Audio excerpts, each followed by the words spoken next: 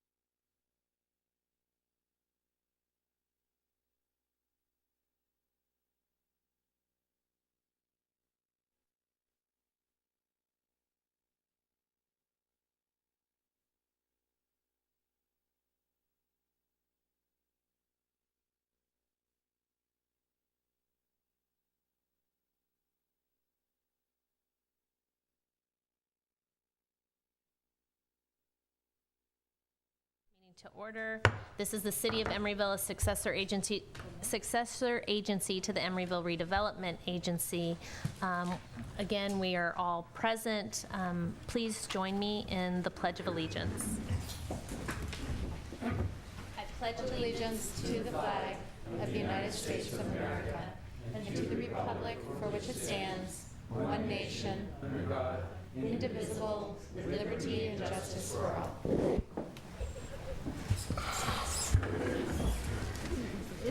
Okay, now is the time for public comments for items not on the agenda. Anyone wanting to come forward at this time?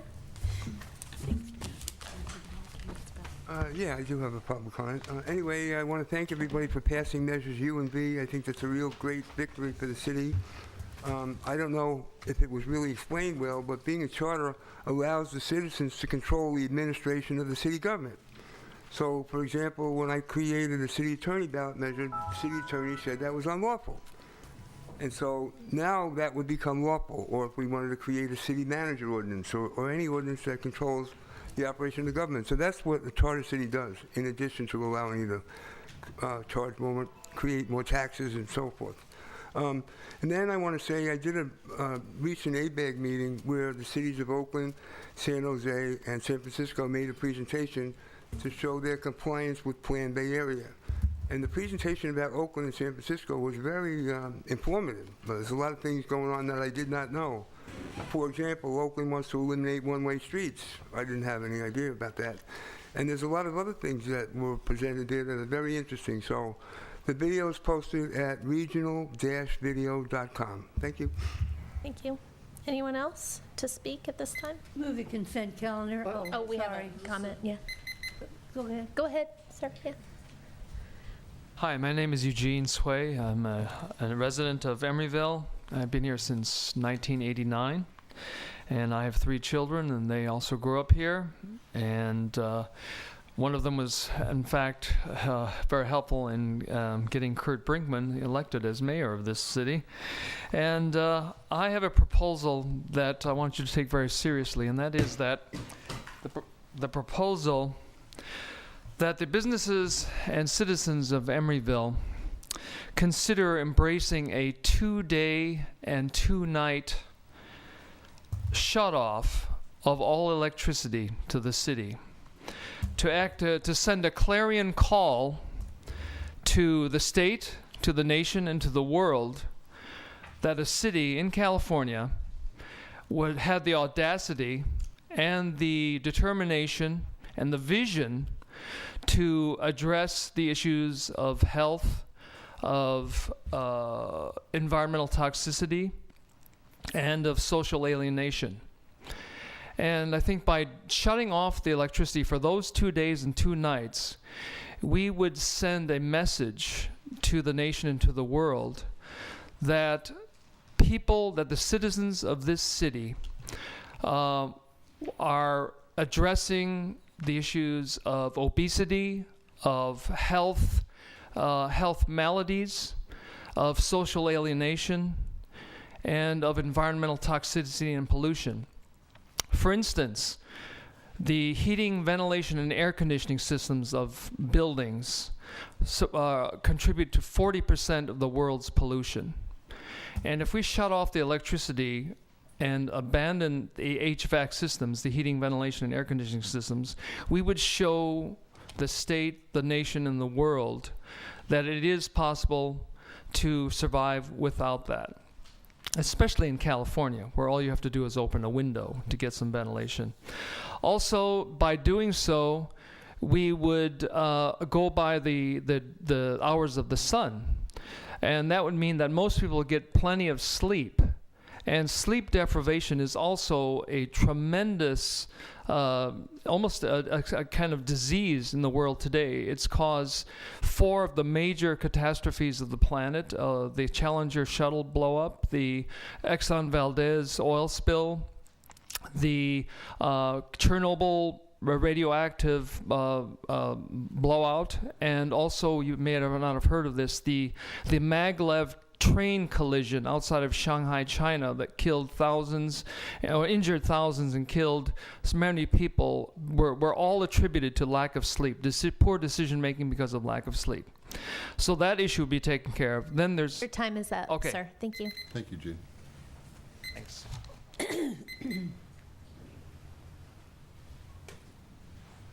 Scott Donahue, 1420 45th Street. I like Eugene's idea for this reason. I live at the Artist Co-op. We have 3 buildings. I've been on our safety committee for 5 years. We're trying to imagine how to prepare for a seismic event. And in effect, I can envision Eugene's idea as a voluntary idea that businesses and citizens of our city would embrace, and conceivably the city would get behind. And by not having power for 2 days, it would really make my community consider our seismic plans to survive the big one. And 2 days is something that, say, during the spring, we could handle. We'd have plenty of light. It would make us think about how everything that happens when your cell phone runs out of power and you're finally left with having to think about the safety of everyone going forward. I think it would be an interesting exercise that would really motivate our community to get it together. But I also think that it could do something for our city that could be novel. It could get our businesses to think creatively about seismic and safety preparation. For example, I can imagine the retail places on Bay Street deciding to close down. Emeryville giving them permission to occupy Bay Street with all of their wares, them figuring out some way to continue retail sales outdoors. It could be an interesting phenomenon, and I think our city is the scale and the creative type of city that could do something like this. And so I like the idea of having some kind of committee that would go forward and study this issue. Thank you. Anyone else? Hi, I'm Kathy Pavlovsky, owner of Yellow Sunshine Cab here in Emeryville. And in front of me, I have a class action lawsuit from the taxi drivers from Emeryville, Oakland, and Berkeley against Uber rideshare services for racketeering and illegal business practices. And they have taken the Emeryville business of taxi drivers paying law-abiding citizens by 80%. Councilmember Davis has a copy of it if you'd like to see it. The city of Berkeley has a proposal that should be coming after the first of the year, which we would like you to follow suit, that they would be citing illegal Uber drivers that have not gone through the same process that the taxi drivers have gone through. It's a large citation to let them know that we mean business. We pay for our business licenses and our taxi stand, and they are coming and they are bombarding us, taking the business away that we sit there for hours. I owned 5 taxis the year before last. Now I have 1. That's how bad they've taken the business away. We're coming up into our renewal process this year. You have 81 cabs that are licensed in Emeryville, and they're fussing right now because they're really don't want to pay the fees because Uber's not. What we're requiring or asking from the city is to propose an ordinance to cite these drivers that may need police presence to do so, to let them know that we have 1 taxi stand and they are not permitted to pick up and drop off there because we are the licensed and legal passengers. It's regarding the RICO Act, and it's a very in-depth, it's 25 pages. So if anybody'd like to see it, Nora has a copy of it, and that's it. We would like to propose an ordinance to cite these drivers for illegal activity in our city. And the main thing is that we have to pay high premiums for our insurance, and Uber does not.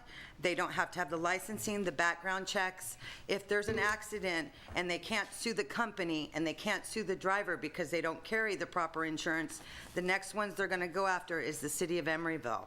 So please take our, points seriously, because they are serious enough to have a class action placed against them. Thank you. Thank you. Anyone else to speak? No?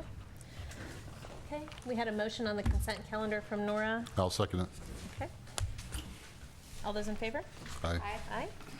Okay. No items on 4, 5, or 6. That meeting is now adjourned. And we're moving on now to the green agenda.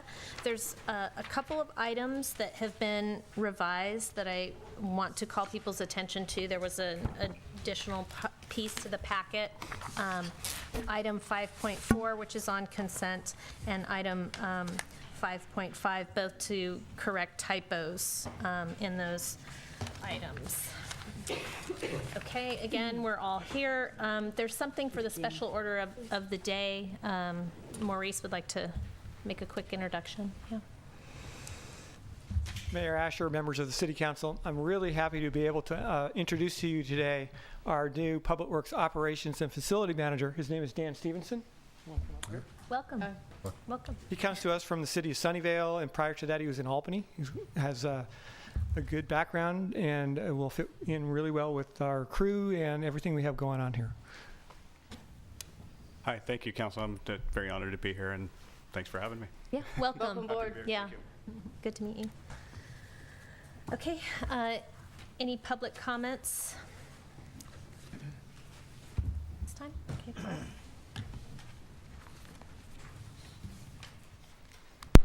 Hello, Council. I'm Barb. I live at Watergate, and I missed the October 21st meeting, so I watched it on ETV, and that was my first time to watch it on TV. I really like being here in person more. About 2 weeks ago, I went to the EBOTS meeting over in West Oakland, and I really, really enjoyed it because of the diversity and how together the project manager, Diana, was, and also Charles took the best notes I've ever seen in my entire life. There's like 10 pages. Anyway, don't want to get into it. What I wanted to say about it, though, is I'm a resident of Watergate, and I would really love to see somehow to get from Watergate to West Oakland BART. I know we have MEO go around, and it goes to MacArthur, but what happens, it goes straight to MacArthur, but then there's 3 stops. There's 19th Street, then 12th Street, then West Oakland. The schedule only says like 10 minutes, but it seems like much longer. And it also, coming back from San Francisco, I'm assuming heading into the city for a job or the weekend or something, it would be nice to be able to get off BART at West Oakland and just come back straight instead of going on and on. So I just want you to consider that. And also, just to let you know, there is casual carpools right at the police station, about 8 o'clock to 9:30. There's a crowd of people, but many times there's not enough cars, and that is unfortunate if you didn't make a car. And last item is the League of Women Voters is having their holiday party on Friday, December 5th from 6 to 9 p.m. Everybody's welcome. It's in the same building. I don't know if you've been there, but the Sierra Club is there, and the Central Latino Audubon Society. There's a whole bunch of nonprofits there. So if you haven't been there before, definitely stop by. Thank you. Thank you.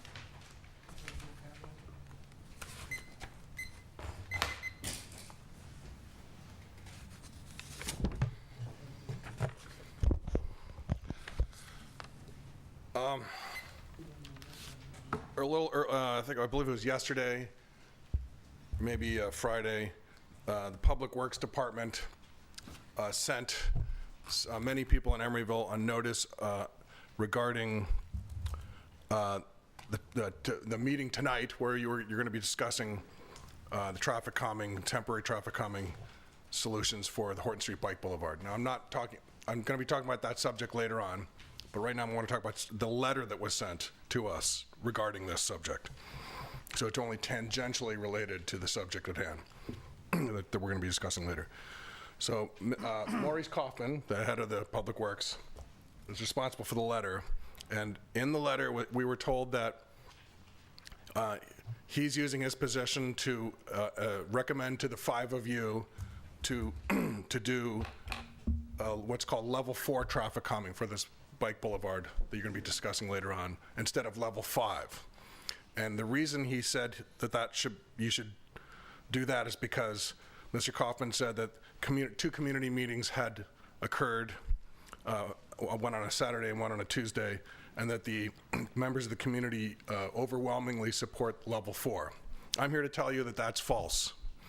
Mr. Kaufman is giving us, it's misguided. There was actually a vote taken on the issue on the Saturday meeting. No vote was taken on the Tuesday meeting. So we only have one vote that was taken, and that vote, the level 5 traffic calming, was the winner. The community members want level 5, the diverters. They don't want the level 4 traffic calming, and we know that because the vote was taken. So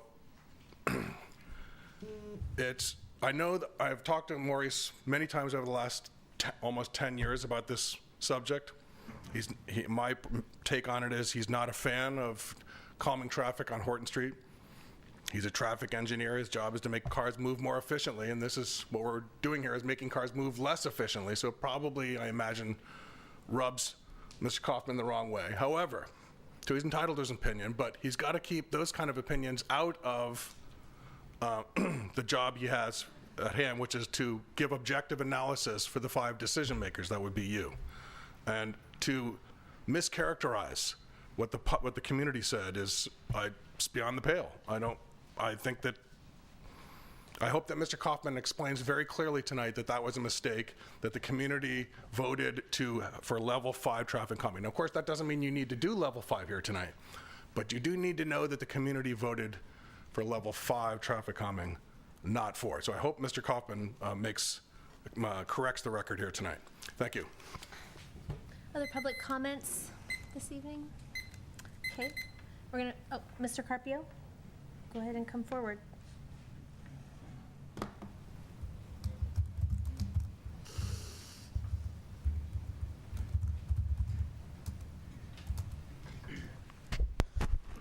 Good evening, ladies and gentlemen. My name is André Carpio.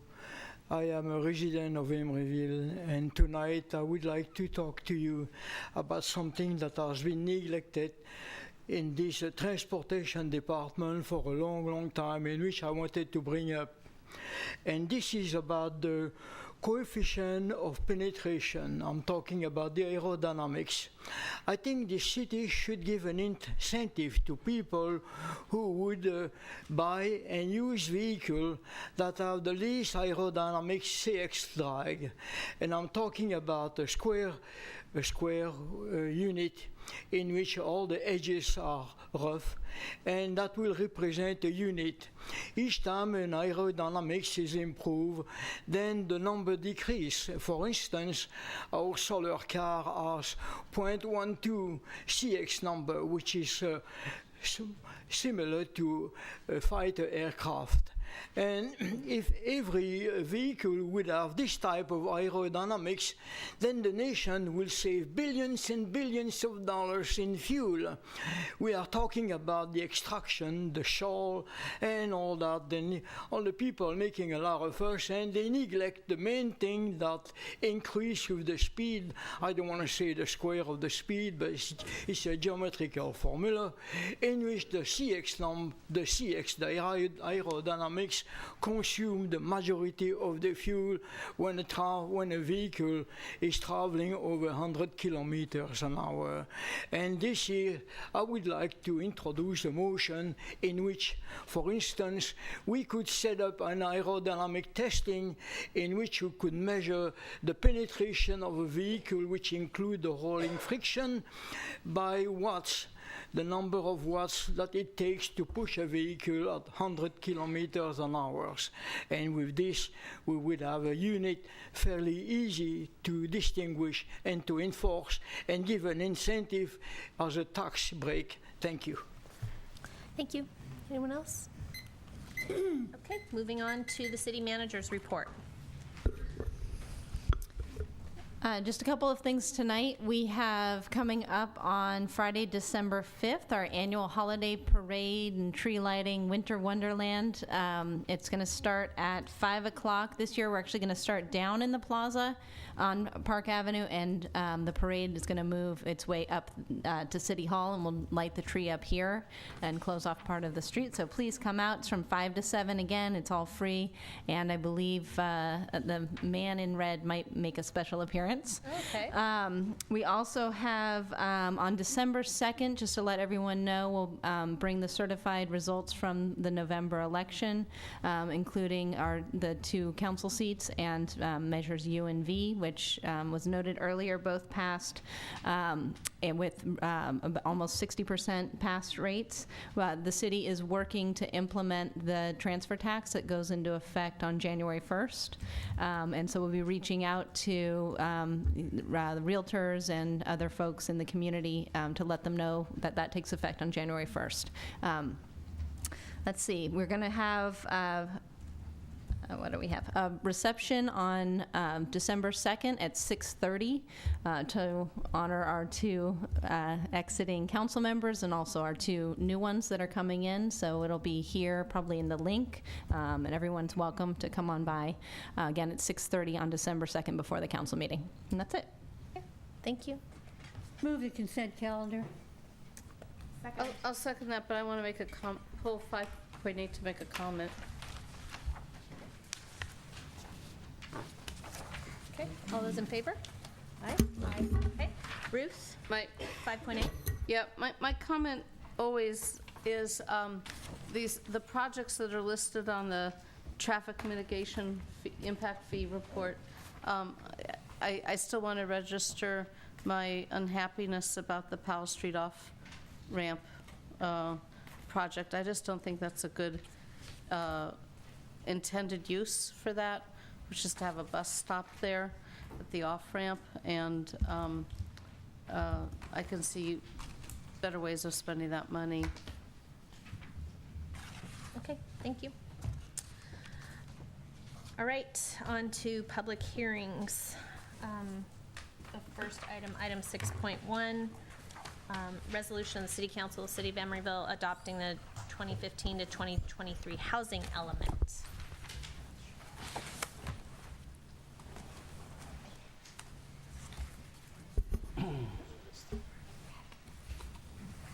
Wait a second. Sorry about that.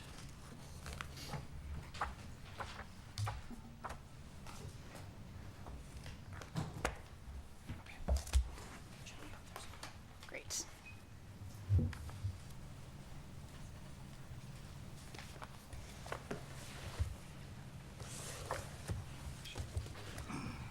Okay, good evening, Madam Mayor and members of the council. I'm Kim Obstefeld with PMC, a consultant to the city.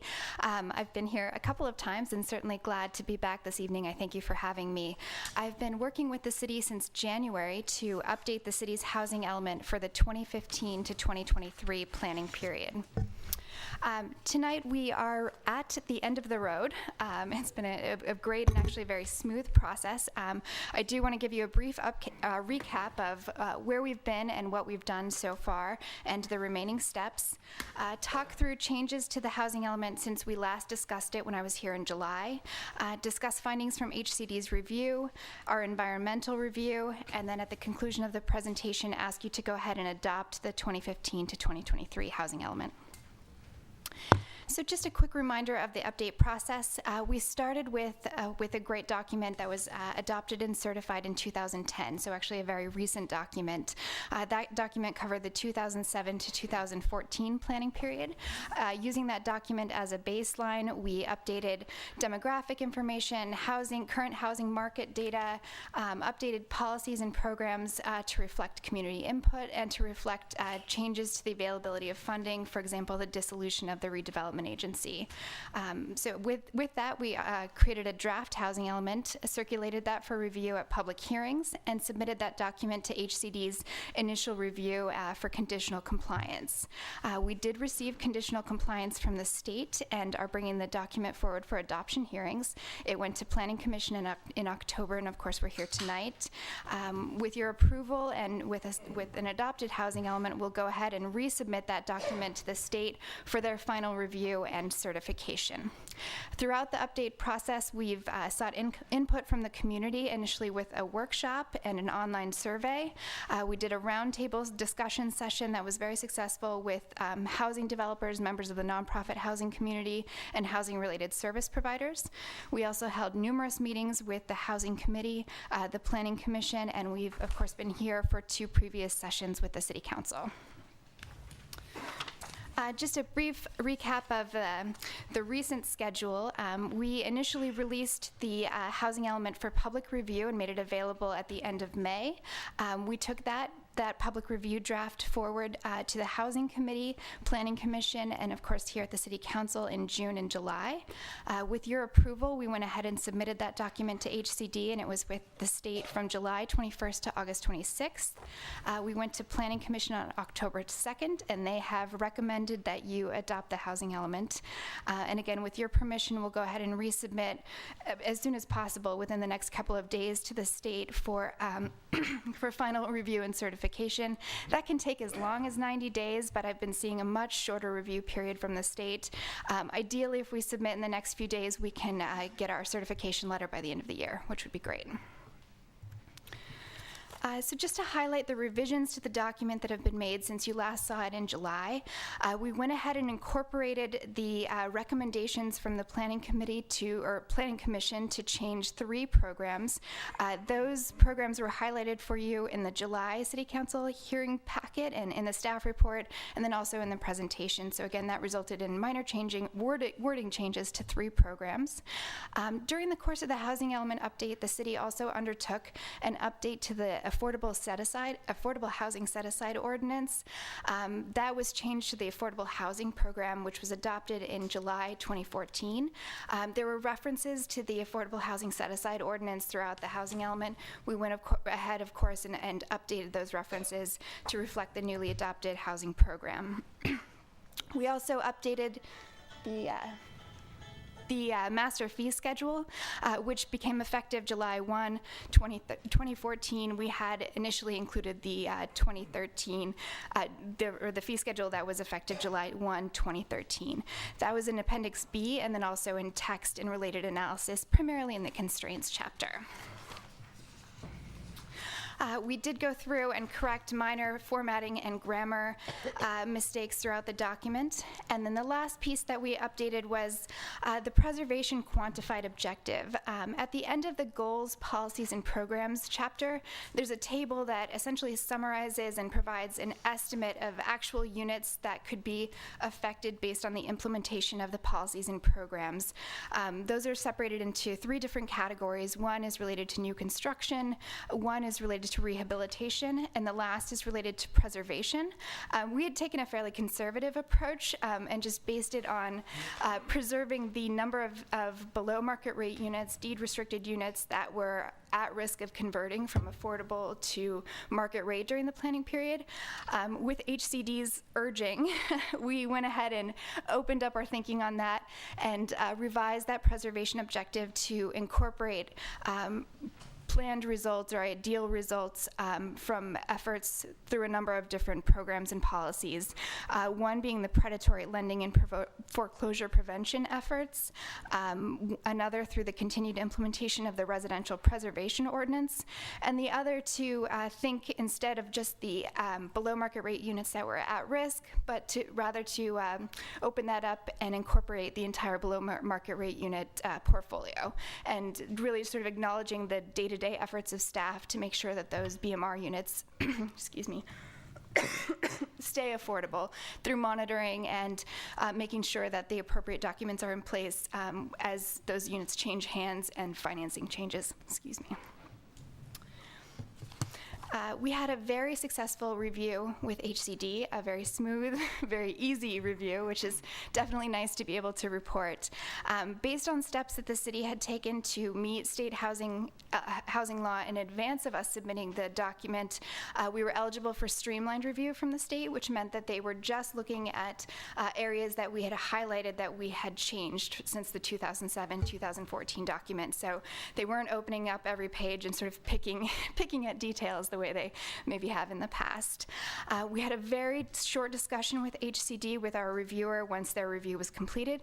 They had only 2 clarifying questions for us and then let us know immediately that they were able to find the draft housing element in compliance with state law as written with no changes. I can't tell you how rare that is.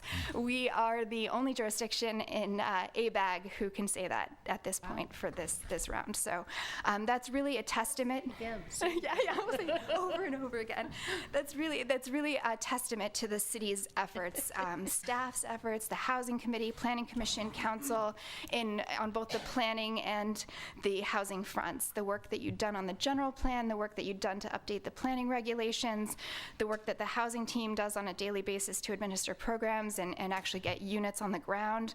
HCD really notices that stuff, and they really took note this time of the work that you had done and were highly complimentary of those efforts. So certainly paved the way for a very easy review this time around. So great work on that front. They did make the suggestion regarding the quantified preservation objective. That was not a mandate, but merely an idea that we should rethink how we're approaching that. Environmental review, the housing element is subject to environmental review requirements under CEQA. Because the housing element does not recommend or call for any changes to land use regulations, we found it was appropriate to review the housing element with an addendum to the general plan EIR, which was adopted and certified in 2009. And again, stating that the analysis in the general plan EIR adequately addresses the potential physical impacts from implementation of the housing element. And with that, I'm certainly happy to answer any questions that you may have and take any comments, and would like to ask you to go ahead and adopt the 2015 to 2023 housing element and approve it for submittal to HCD for review and certification. Thank you. Thank you. Okay, at this time, I'm going to open the public hearing, so anyone who wants to be heard. Yeah, I'd like to make a comment. I think it's great that we're in compliance and we're doing the right job here. But just because we're the first jurisdiction with an ABAG to have this certification doesn't mean that that element necessarily complies with the regional plan or a lot of things that the region's trying to do. I think we're operating in a vacuum here. I mean, when I saw the presentation from Oakland and the massive amount of housing that they're planning and the massive amount of San Francisco housing, I think we should be looking at that when we do our housing element, and I'm not sure that we are. And it would be nice if we submitted this to ABAG to see what they think about it instead of maybe just being the first one. Maybe if they might find some changes that would make it more possible to get some of the regional money, because all the cities are working with the affordable housing problem, and I think getting their okay would probably make us more eligible to get some of those funds. So we might want to think about that. Thank you.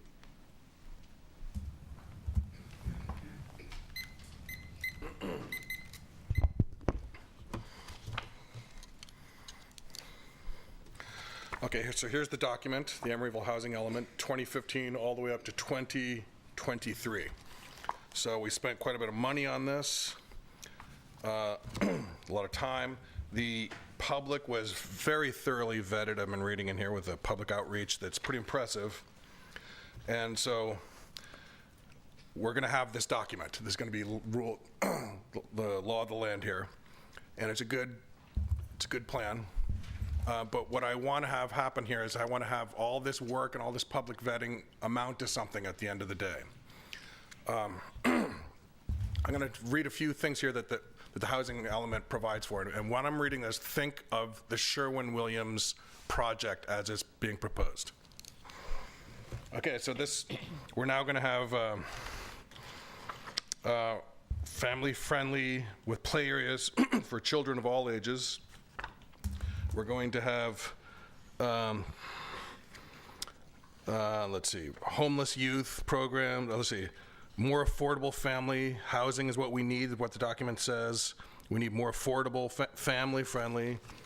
It says we have right now, it's sort of an indictment against what we have here now, because we have it's quote, too many rental and not enough for sale units, close quote. Not enough below market rate housing, especially low-income families, seniors. More amenities such as non-chain restaurants, food stores, parks, and locally owned shops. So there are all these wonderful things in this document that we're going to be approving tonight. So if you look at the Sherwin-Williams project, for instance, as is being proposed, you could never say yes to that project with this document being the law of the land. So the Sherwin-Williams project is just one of many that's coming online. We also have, of course, the public market, all those buildings being proposed in the public market.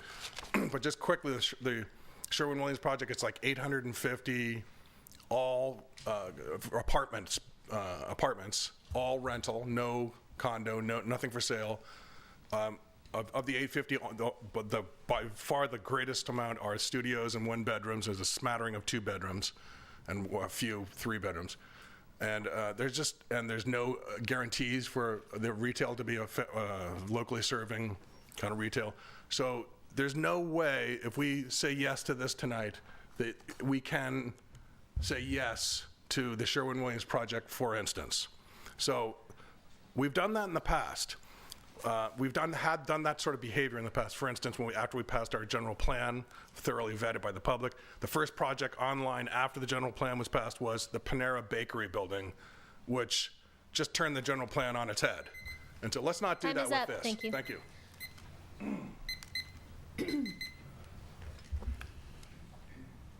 Hi, John Bowders, Park Avenue resident. Also the policy director at Housing California, and we're the state's lead in nonprofit and affordable housing development. I wanted to take the opportunity to thank you and to PMC, because the housing element that you have before you is actually excellent. I would ask you to adopt it this evening. I think a lot of people who don't work in the world of affordable housing don't understand how important a housing element document is to the general plan of housing for a city.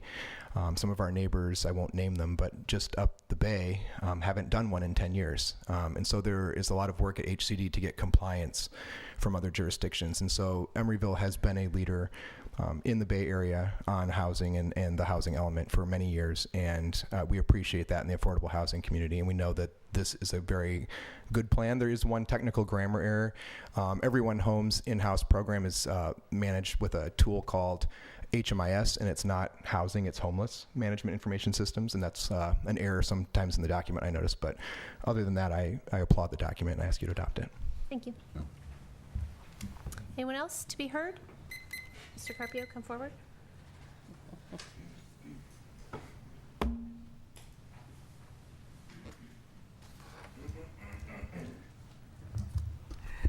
I would like to comment on this housing project, and I have already done so in the past. I do not see any wattage, any question of energy that is going to be produced on the roof of this building here. So what's the wattage per person, per occupant? I mean, we are going to talk about energy for a long time, but if we don't start with the housing, that we are going to have a certain area per tenant or per person, then we have to figure out where we are going to get the energy, because so far PG&E is going to run short. I'm sorry to say that. And then the second, all the people I know, they have pets and they sleep with their pets. And we have homeless here and they sleep on the street. I mean, I don't understand. There is something wrong here. This is a nice housing, so many units and all that, but do you have any cage, any area where the homeless can fit in and be in a not being homeless when it rains? I mean, is there anything that has been previewed for this thing here? All these 721 affordable housing. Do you have anybody that can afford an affordable housing when they make the minimum wage, or do they have to stick with their friends and their family? I mean, what's the scale here? I'm trying to find out, but it's impossible. I'm telling you, if you make minimum wage, you can't afford an affordable housing. And if you can show me that you can afford it, then I'll be really happy to look into it. Thank you. Thank you. Anyone else to be heard? Okay, with that, I'll close the public hearing and we can hear questions, comments from council at this time. Mayor Asher, Yeah. I'd just like to thank not only staff and the consultant, but the members of the Housing Committee. They have been a faithful group, month after month, tussling with the hard problems. And I think Councilmember Atkin has certainly been involved in the Housing Committee for many years. And the results of this are this document, which I'm so pleased to hear that Sacramento recognizes the value of it and the leadership of this document. I'd move that resolution. And I would second it. Other comments or questions? All those in favor? Aye. Aye. Okay. All right, moving on to item 6.2. Resolution of the City Council of the City of Emeryville granting a waiver from the noise ordinance to the Emory Unified School District for construction work on all Saturdays and Sundays. And again, I want to point out that there's been a revision to this item, that the resolution has now been revised to allow Saturday work only, no Sunday work, and non-noisy interior work only, no exterior work. Charlie. So we're going from one non-controversial item to another. I'm here to present to you a request for a noise waiver from the Emory Unified School District for the Emeryville Center of Community Life project, the ECCL project, which is, as I'm sure you know, on the west side of San Pablo Avenue between 47th and 53rd Streets and adjacent to Emery Bay Village. The school district requests to do weekend work on the ECCL project, and their request was for all Saturdays and Sundays between November 22nd, that's this coming Saturday, 2014, and June 30th of 2016 from 9 a.m. to 5 p.m. The type of work requested included interior work, which would be paint and finishes and carpentry work and things like that, exterior work such as paint and exterior skin, wood and steel structural work, and site improvements including grading, foundation, and landscaping. The things that would generate noise from this work would include, but not be limited necessarily to, truck deliveries, structural work, power tools, and worker communications. The reason for their request is to ensure that the first new building, there are a number of buildings for the ECCL project, they want to make sure that the first one, which is the high school building, is ready for classes by January 16th of 2016. The high school currently is operating at the Santa Fe School, which is a City of Oakland school, or an Oakland Unified School District school, at 53rd and Adeline Streets, and that costs the school district about $500,000 a year. They'd also like to reduce the overall construction period. As required by the noise ordinance, we notified all property owners and residents within 300 feet of this request, and we also published a notice in the Oakland Tribune, and I know that our notice was received by at least a few people because a number of people have heard about this, and I'm sure a lot of them are here tonight. The standard conditions that we would normally put on a noise waiver include that the work would be limited to the time, location, hours, type of work, and equipment that was described in the request. As Mayor Asher indicated, our recommendation is to modify that somewhat, which I'll get into in a second.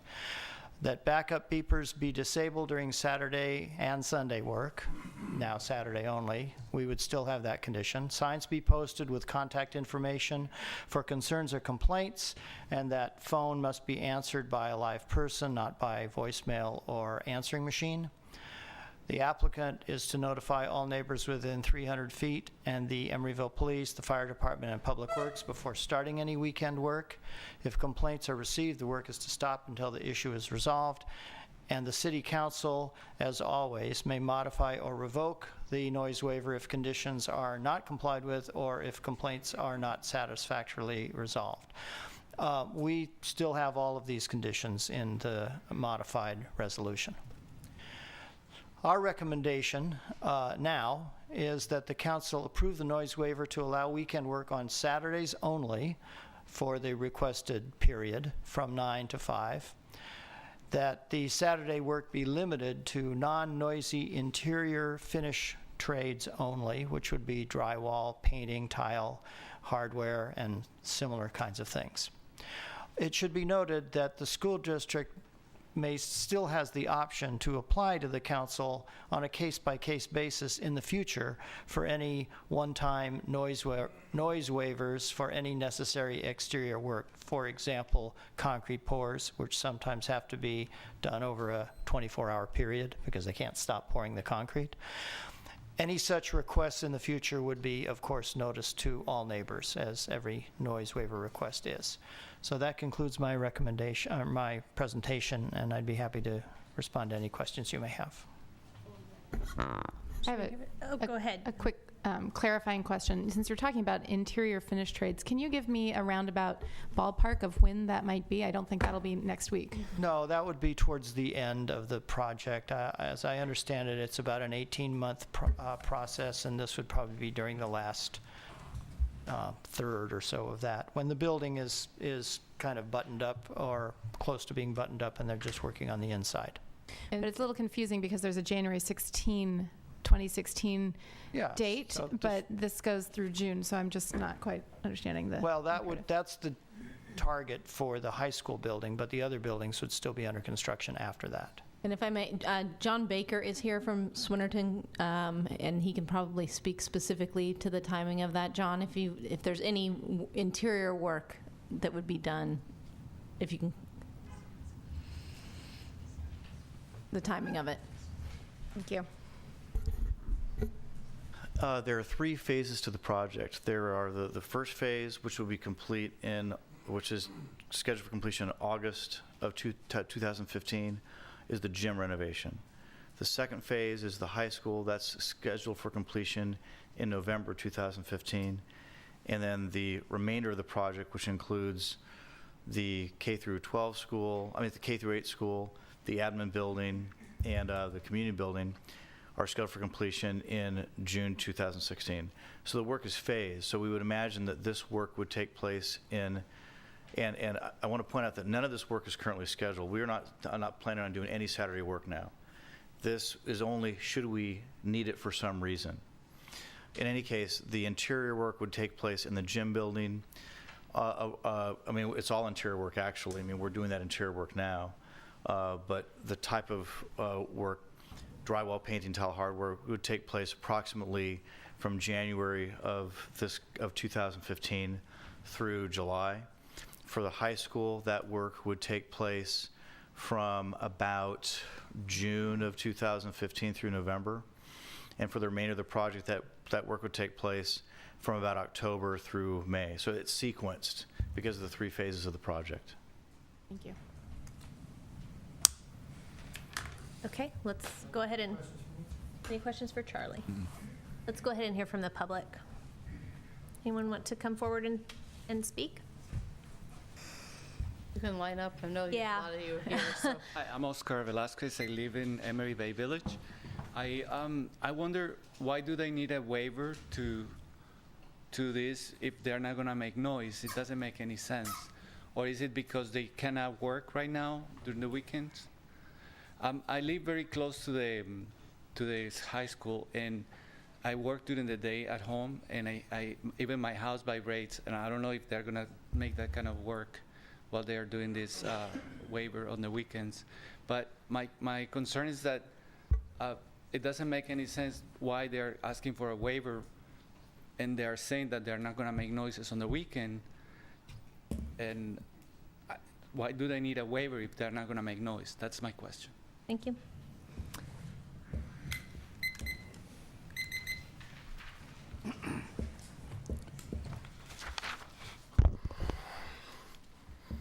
Okay, now they're saying they're going to be completed with the date for opening the high school is January 2016.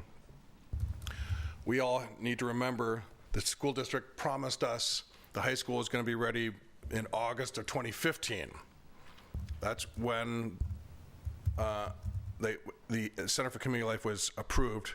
That's when we were going to be ready. So now they pushed it back a whole semester. Why do they do that? Why is there suddenly a big problem with time now? The reason is the school district started building almost a year later than they said they were going to start. So they started late, and now suddenly it's our problem. It's like I don't have a lot of empathy for a group like that. Anyway, they need to answer. They want a noise waiver. If they expect the neighbors to now give up their weekends, we need to find out why did they start this project a year too late. I mean, I've asked them that, and I've never gotten an answer. And I think you guys should ask them that. I mean, there needs to be some accounting here. They can't just be this sloppy, and there's sort of an arrogance here, actually, and I just find it sort of kind of reprehensible. Now the gentleman from Swinnerton, who's representing the district's interests, looking out after the builders at Turner, is essentially saying that this is not to worry here. There's essentially a placeholder, and we only want to reserve the weekends. And he said, should we need it for some reason? Well, if you grant this waiver, there's going to be a reason every weekend. I mean, I'm in the business. I know how this works. And so we shouldn't kid ourselves here. So I think you need to get to the bottom of why the district started their project almost a year late before you just grant pell-mell waivers, noise waivers like this. And remember, we have a noise ordinance for a reason, and I'm sort of tired of seeing the council constantly allowing favored developers, especially like Pixar, allowing them, like Pixar was allowed like a whole year of weekends. And it sort of runs roughshod over the idea of a noise ordinance. So we have it for a reason. There needs to be extenuating circumstances to overturn our waiver. I mean, to overturn our noise ordinance.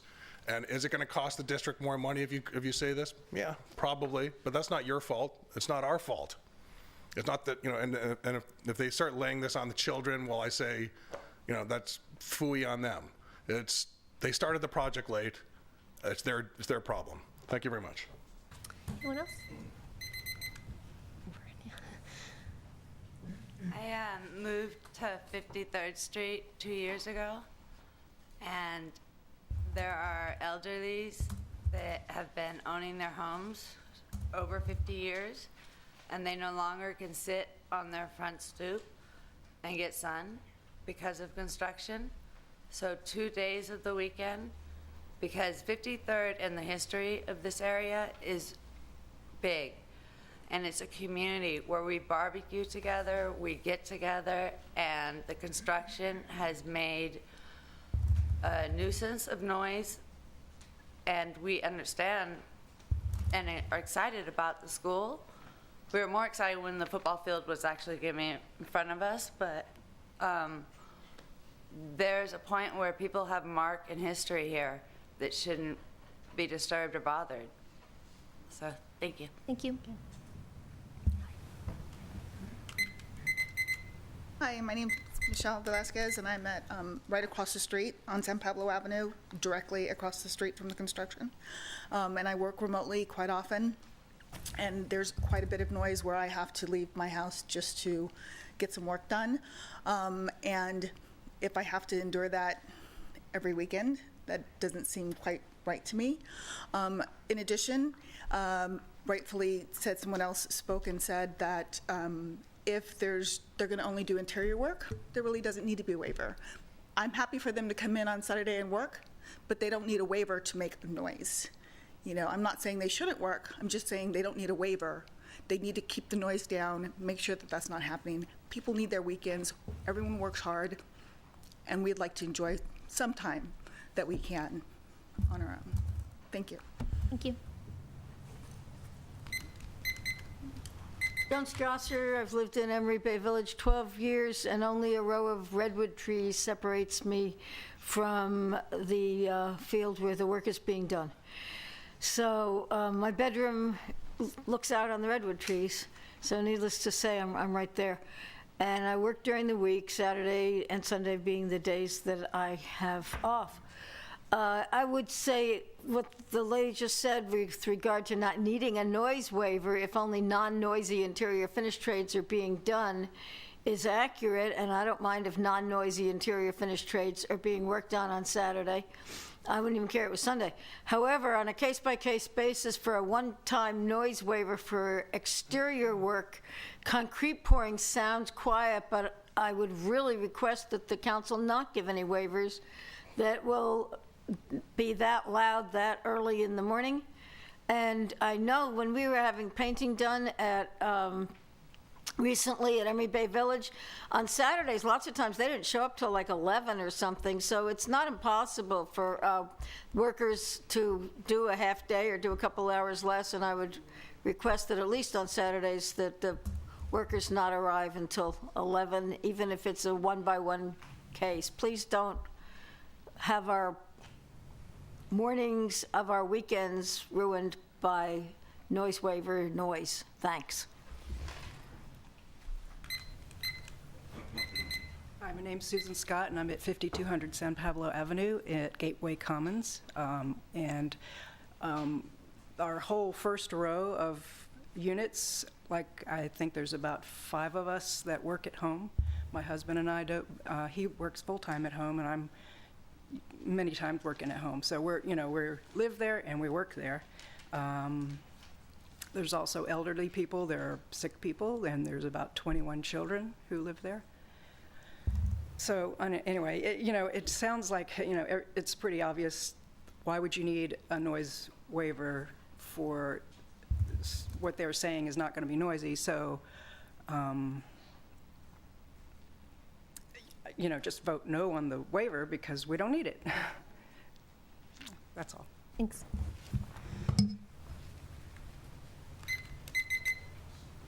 Hi, my name's Beth Calvat. I live at 4824 San Pablo in Gateway Commons, directly across the street from the ECCL site.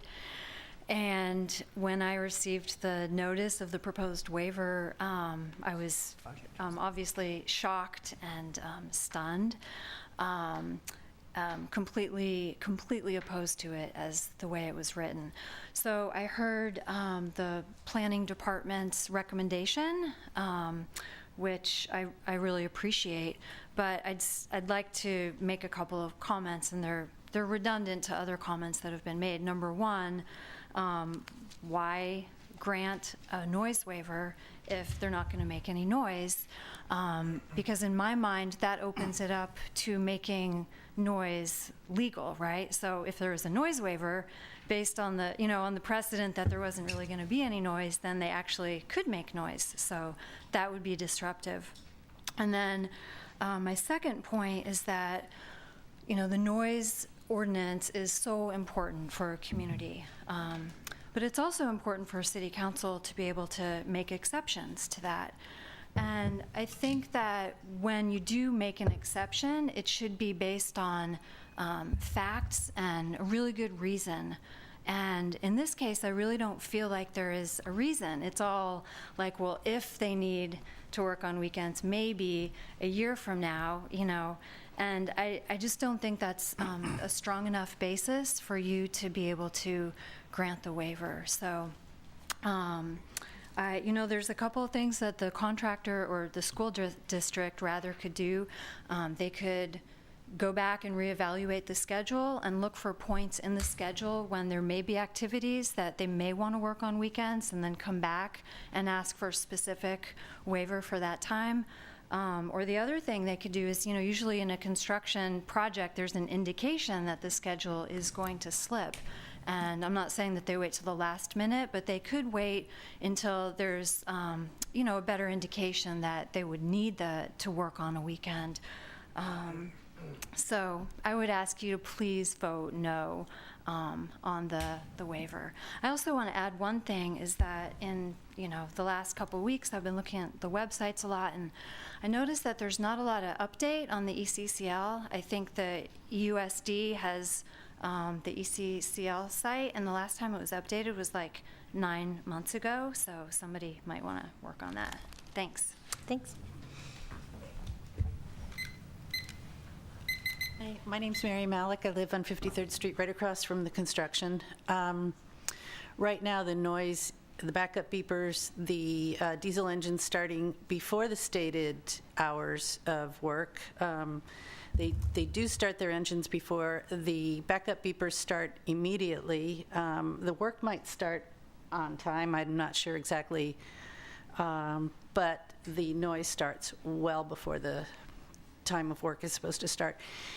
I appreciate the fact that you've amended the noise waiver, but I also agree that if there's going to be non-noisy trades only being used, let's not do this. Thank you.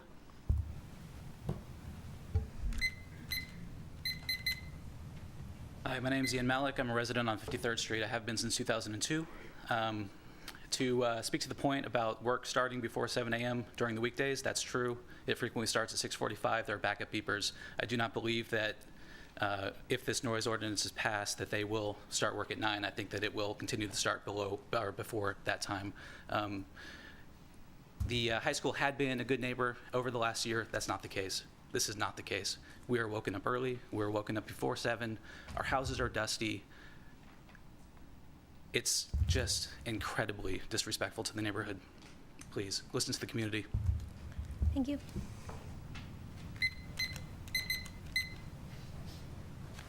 My name's Monty Thompson. I live on San Pablo in Gateway Commons, right across the street from the project. Just want to add my voice to all the others. In the first place, waiver, I think, is the wrong word for this. A weekend or two might be a waiver. 18, 19 months is not a waiver. This is a suspension of the noise ordinance. And a noise ordinance is important to the quality of life. The project is already a big impact on our lives, so we can't even open our windows because of the dust, and I hazard to think what's in that dust.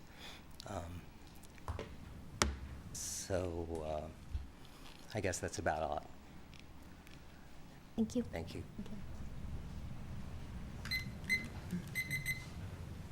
My name is Roger Mills, and I've been a resident, I was a former resident of Emery Bay Village, but we still own a condo there and have for 10 years. And I would echo the sentiments of the speakers before me. I think the noise waiver should probably not be addressed in the sense of leave it in place, don't remove it. There's no need to remove noise that's not going to occur. If they say it's not going to occur, then there's no reason to have a noise waiver. So I would recommend that you not remove the noise waiver in any way. I'm glad to hear about the changes, by the way. They are very respectful to the people in the neighborhood. And the other thing I'd like to say is that I think it's fine if you need to approve Saturday work that's going to be non-noisy inside the building. However, if you do that, I hope not only for that, but during the weekdays, maybe the city could appoint some sort of monitor from the city who could go in occasionally in the mornings and see what's really going on and see if there is any noise. And I don't know what enforcement ability the city has in that case, but if there is noise, I hope the city will work to mitigate the situation and minimize the noise.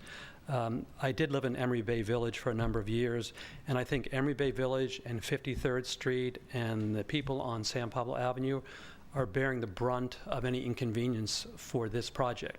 And so I hope the city will continue to be respectful and be aware of the inconvenience this is causing the local residents there. So again, I do appreciate the changes, and I sure hope you won't eliminate the noise waiver, because when you eliminate those sorts of waivers, noise seems to occur all of a sudden. Thank you.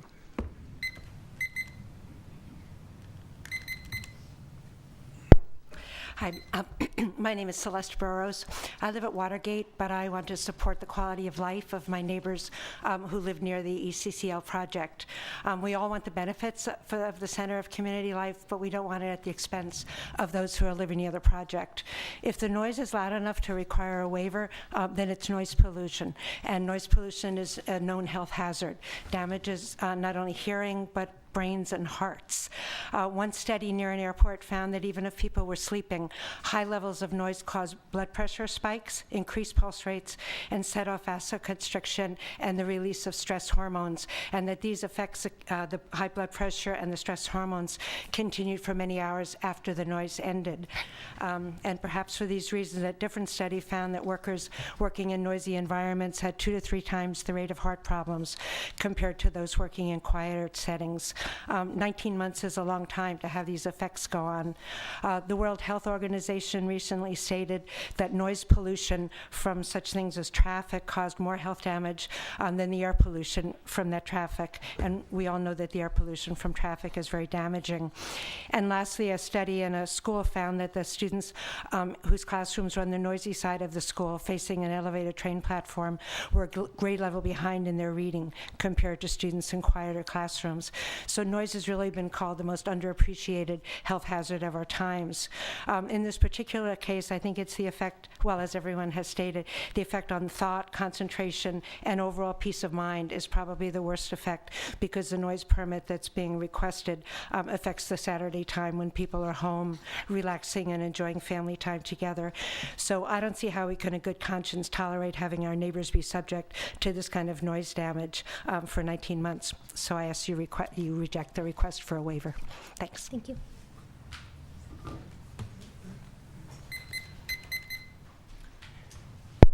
Hi, Judy Timmel. I'm here tonight representing Residents United for a Livable Emeryville.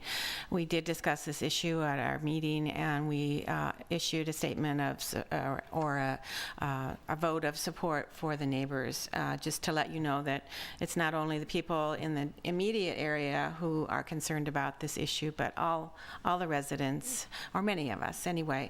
It seems like with this construction company, compliance is already an issue, and so I am very concerned about issuing them such a blanket waiver. And I agree with the person who suggested monitoring. I think that's really important. So, thank you. Thank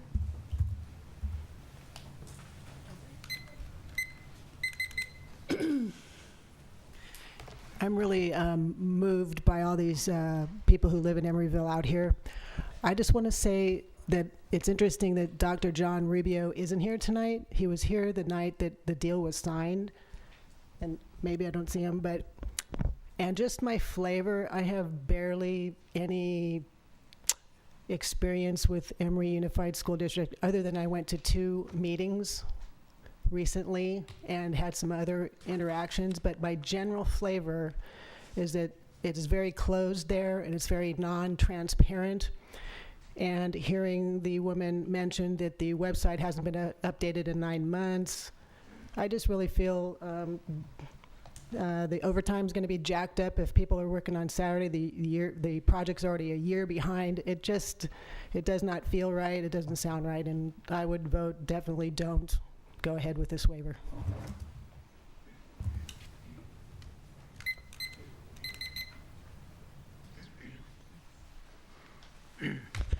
Hi, do you hear me? Yeah. Well, you're lucky. I can't hear. So I don't see any noise problem. But I want to stress something that is basic physics. The sound, travels so far, but the intensity decreases with the distance. And so the further you are, the less you can hear it. And second, as the beeper, we're disconnecting the beeper, the backup beeper. I don't think it's in compliance with OSHA. I think OSHA wants to have a beeper. What I would suggest is that we change the pitch and the frequency of the beeper and make it sounds like a horn of a car, and that would be less irritating than a high pitch. That's my suggestion.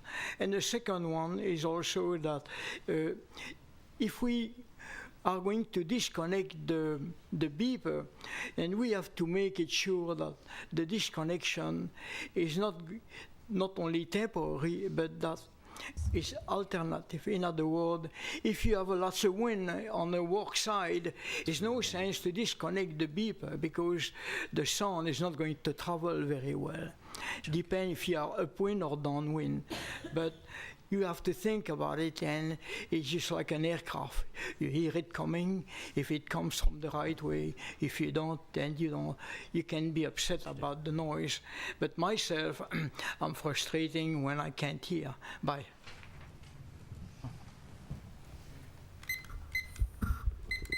I believe you've already spoken. One more time? You have to take your entire time when you're up here. Is there someone else that wants to speak? Yeah. Yeah, okay. Hi. Good evening, hi.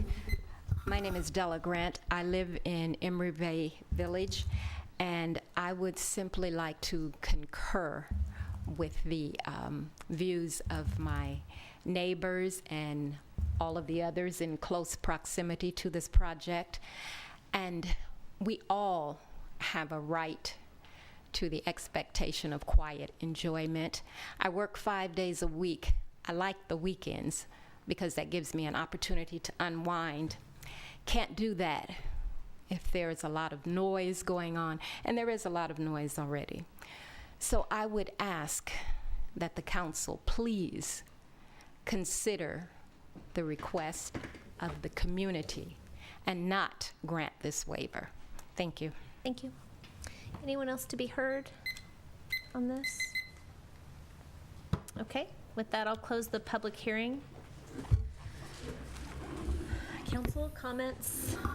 I guess I'll start off. I just have a couple of comments. It's like, I have a problem with the specific length of this time requested. And I kind of have that because of, usually in California, you have delays caused by the weather. So I meant, if the school district would come forward in March or April and say that we've had a real wet season and it's, we're way, that'd be good news. And we're really behind on this construction, I would say that's a good reason for a waiver. But I don't see that, and I also concerned is anytime people work on overtime, they're being paid overtime, so it's going to cost the project some money too. But I also believe, going back to one thing, is that it's very important this project get built on time and with the money very well used in this project. So I would make a recommendation that if the school district needs something, to come back more specific to the type of work that needs to be done, very specific, and with more detail as far as why and the length of time required to do the work. So. Other council members? Yeah, Nora, I agree with you, Kurt. Actually, this is really an almost ridiculous request. It's like asking the city to write a blank check on the backs of the people that live close to that project. I'm appalled that you brought forward this request for such a lengthy period of time, because what that does is it encourages sloppy project management. It encourages not really paying attention to moving the project along. I agree with Kurt. If you have specific times and things that have to be done, come back at that time, but please don't come back here and ask for almost 2 years of variance. That's not within the realm of possibility as far as I'm concerned. And if you do come back, I think we have to be very careful, Charlie, to specify what kind of work is going to be done? Because I see here that there was going to be no loud noise, but there was going to be structural steel allowed. That's not within the realm of possibility. Our citizens deserve to have their weekends free unless there's an extraordinary reason. I'll give you an example of what I'm thinking about. Is that concrete pour that we had over on Hollis Street, that when you're pouring concrete, you have to do it, and you have to do it within a period of time. That's not the case with this construction. We have not been given enough information about the project and the timing of the project, what your plans are for building, where you see the lacks, and you're asking us for a blank check. And I, for one, would not move ahead with this. If you come back on specific items, that's a different thing. Yeah, I'd like to just concur, and I want to thank everybody who took the time and effort to contact us. I had a number of people who called and emailed. Even if you didn't speak this evening, being here speaks very loudly.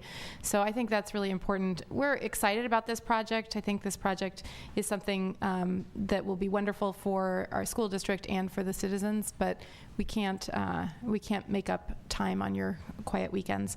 I do want to ask Charlie or staff to respond. The purpose of a noise waiver. If you could explain, the construction is not allowed on the weekends without a noise waiver, whether it's noisy or not. Is that what I'm understanding? This is a work waiver? Is it just about decibel levels and noise? If I may? You can clarify. Yeah. So the noise ordinance does not prohibit construction work on the weekends. What it does prohibit is general construction noise. So to the extent you're undertaking activities that are creating noise, that is prohibited on the weekend. So to the extent the council was looking at a revised resolution to limit it to non-noisy interior work, well, that's already allowed anyway under our code. Okay. I'd like to elaborate on that a bit. The noise ordinance, or the noise, construction noise, includes the noise of workers arriving and parking their cars and playing their radios and, yelling across the site at each other and all that sort of thing. And to the extent that that kind of noise is occurring on Saturdays, even if the work itself is inside and not heard from outside, that's still not allowed. So what we've advised people when they want to do interior work is that's fine as long as you're real quiet and the neighbors don't even know you're there. If they can't tell that you're there, then you don't need a noise waiver. So the complaints that we have in a condition of approval of a noise waiver like this, where there's a name and a number and someone answers the phone, is that in place even if they don't have a noise waiver? If they're working on a Saturday so quietly no one knows, but that someone hears something and complains, can you answer? Actually, no, not really. But although we do have as a standard condition of approval on all projects that there be a sign indicating the approved work hours, which normally is Monday through Friday, 7 a.m. to 6 p.m., and a telephone number for concerns or complaints. So a person can call that number if they hear noise on Saturday they don't think should be there.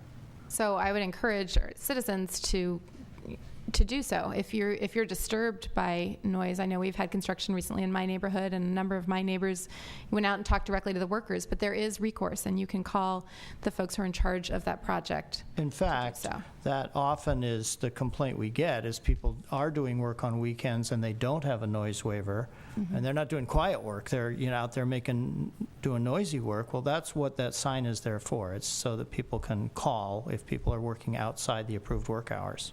So would a citizen call that number, but also call perhaps the non-emergency police number to report this work? Sure. Okay. Yeah. And I want to also say that we've heard that it sounds like the work hours have not been complied with at this time. Well, yeah, I mean, that's anecdotal. I don't know that for fact, but it's true. They're not supposed to be making any noise before 7 a.m., any kind of noise. So how do we monitor that, and how is it complaint-driven? Complaint-driven. This project is a little bit unusual because the city of Emeryville did not issue the building permit for this project. Being a school project, the permits have been issued by the state division of the state architect. Normally, we would have an inspector on the site, or, inspector assigned to the project, who usually has a pretty good working relationship with the general contractor. And when we get complaints, we just tell the inspector to go out and talk to the contractor and tell him to knock it off. In this case, we do have Mr. Baker as the contact person for the school district, and when I get a complaint, I refer them to him, and he should be able to resolve it. We've heard several complaints from our residents about the dust, and who is supervising and making sure that these people are keeping that construction dampened down so you don't have the dust? The same thing, you have to go through the state architect? Well, Mr. Baker, as I said, is the school district's project manager, so he would be the one. Well, I think I would urge the council on behalf of our residents, not only Emeryville residents, but the Oakland residents, that we communicate with the school district and ask that some supervision be given to seeing that site's dampened down. I know we're in a water shortage, but that dust going to everybody's houses, that's not right. So I'm sure that's a standard condition. We probably have to condition. make a formal complaint on this. I'm sure that's a standard condition, but that doesn't mean they're doing it, but it is part of the conditions. Right, we'll have staff follow up with the district on that. Ruth, do you have anything to offer? The only fresh comments, rather than being redundant about what other people have said already, is there will be noise even for the interior work. Delivery of sheetrock and the backup beepers will need to be disconnected with the appropriate people with flags to direct it and for safety and all of that. The issue of the concrete pour that Councilmember Davis spoke about another project, that was requested for a Saturday. And I had a lot of misgivings about that because, particularly in that neighborhood, the ambient noise really dies down a lot over the weekends, and a lot of, but they prevailed in terms of having all this army of concrete trucks standing at the ready to pour their contents and keep pouring, and I've learned some about the technical nature of not letting partial pours dry a little bit and needing to continue to have that happen. I'm going to have a hard time if and when a waiver comes for a Saturday concrete pour, based on the idea that it'll be easier and less disruptive to the traffic, because we're talking about a state highway, and we can do traffic counts right now, we can do traffic counts closer to that thing, but I don't think we see a great reduction in the number of vehicles traveling on San Pablo Avenue in the same way that we do on Hollis on the weekends.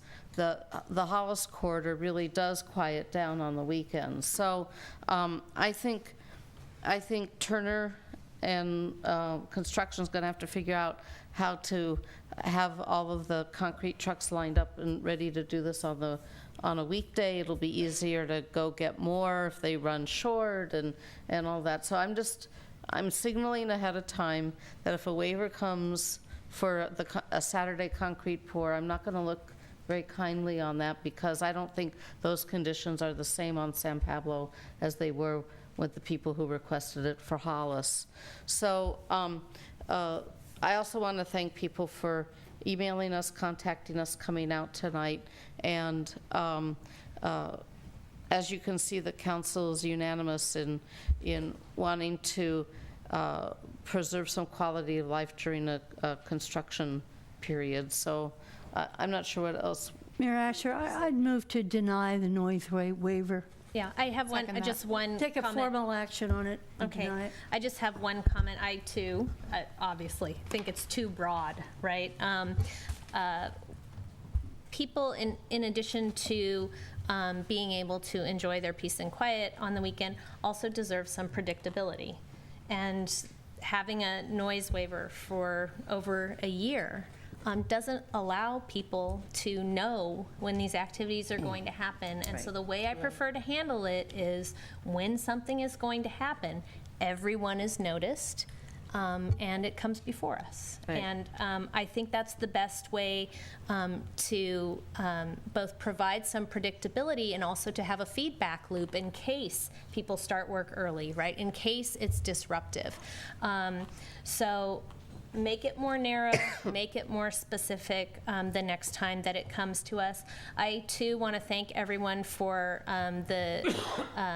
the emails and the phone calls. I've been sharing those with staff and thinking about what Nora has said in terms of the dust and the other complaints that we've had. Some of those complaints were noted in those contacts, and I'll just ask staff to go ahead and share those, pass those along to the school district so that they're aware of them as well. So my vote is also a no on this. Is that a second? Yeah, I seconded the There was a motion. second from Jennifer. Okay. And I just want to let you know that Den Kalb, your city council member, also contacted us. So it was very thorough and appropriately so. Yeah. Okay. All right. Do we Taking a vote or? Yeah, do we need a roll call vote? Oh, let's, It's a public hearing. okay. Do we, Mike, need a roll call vote? You know, unless anybody's objecting, I don't hear. No. No. It's I don't think unanimous. so. It's unanimous. Okay. Thank you, everyone. Thank you for coming. Thank you.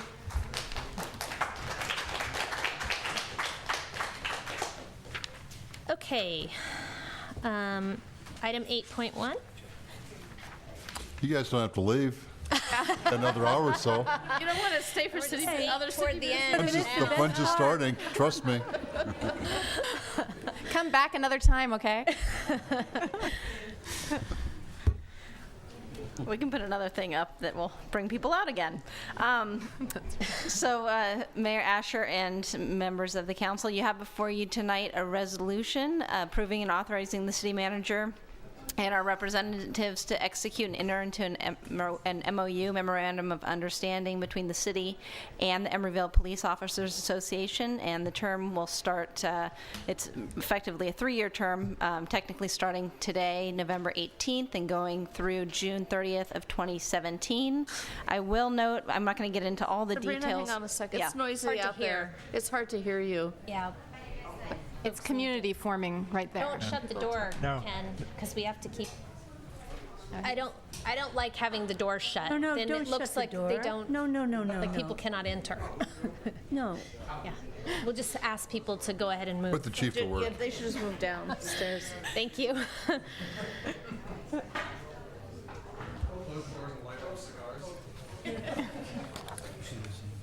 In here or out there? Okay. Okay, so you have before you the 3-year term with the Emeryville Police Officers Association. Just to highlight some of the major points of the MOU. Good comments. There is a salary increase of 3% in each year, with an additional 1% on the last day of the contract in exchange for an additional 1% contribution on their pension, bringing them up to a 14%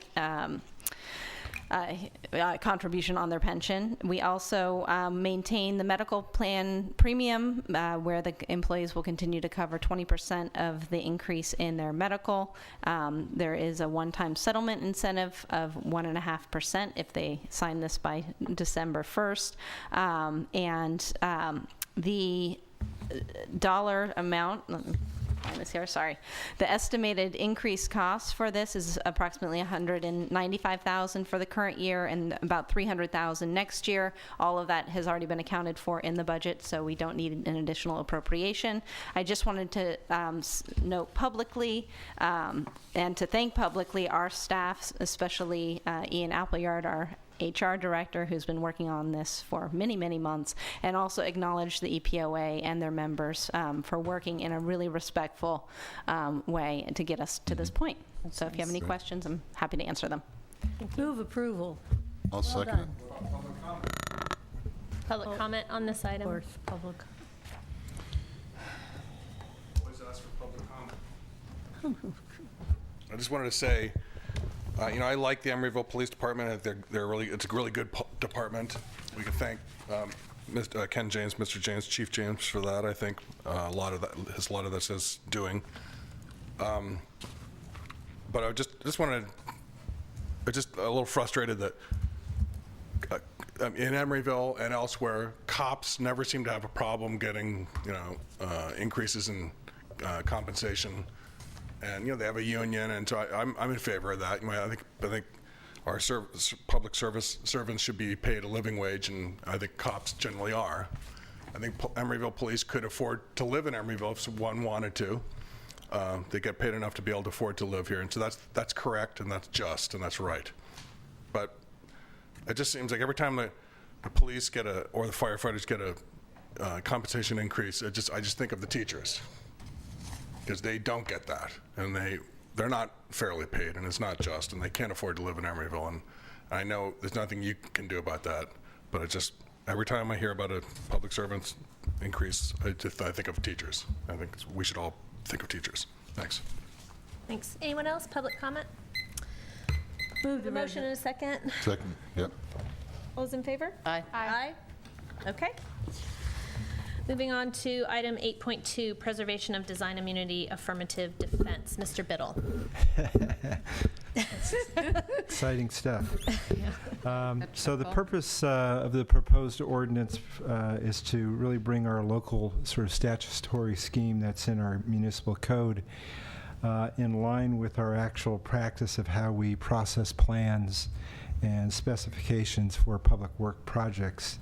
And in doing so, by making this proposed amendment, we are certain to preserve the city's ability to assert the design immunity defense in the face of any claims or litigation that allege that the plan or design of an improvement to public property caused the injury.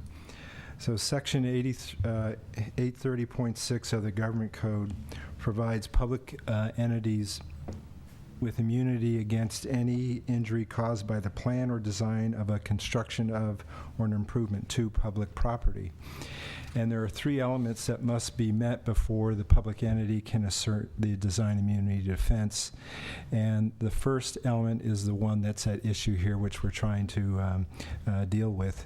And that provision is, or that element rather, is that the entity exercise discretionary approval of the plan or design prior to construction, or the plan or design is prepared in conformity with standards previously so approved. So it's really the issue here. We're taking on two issues.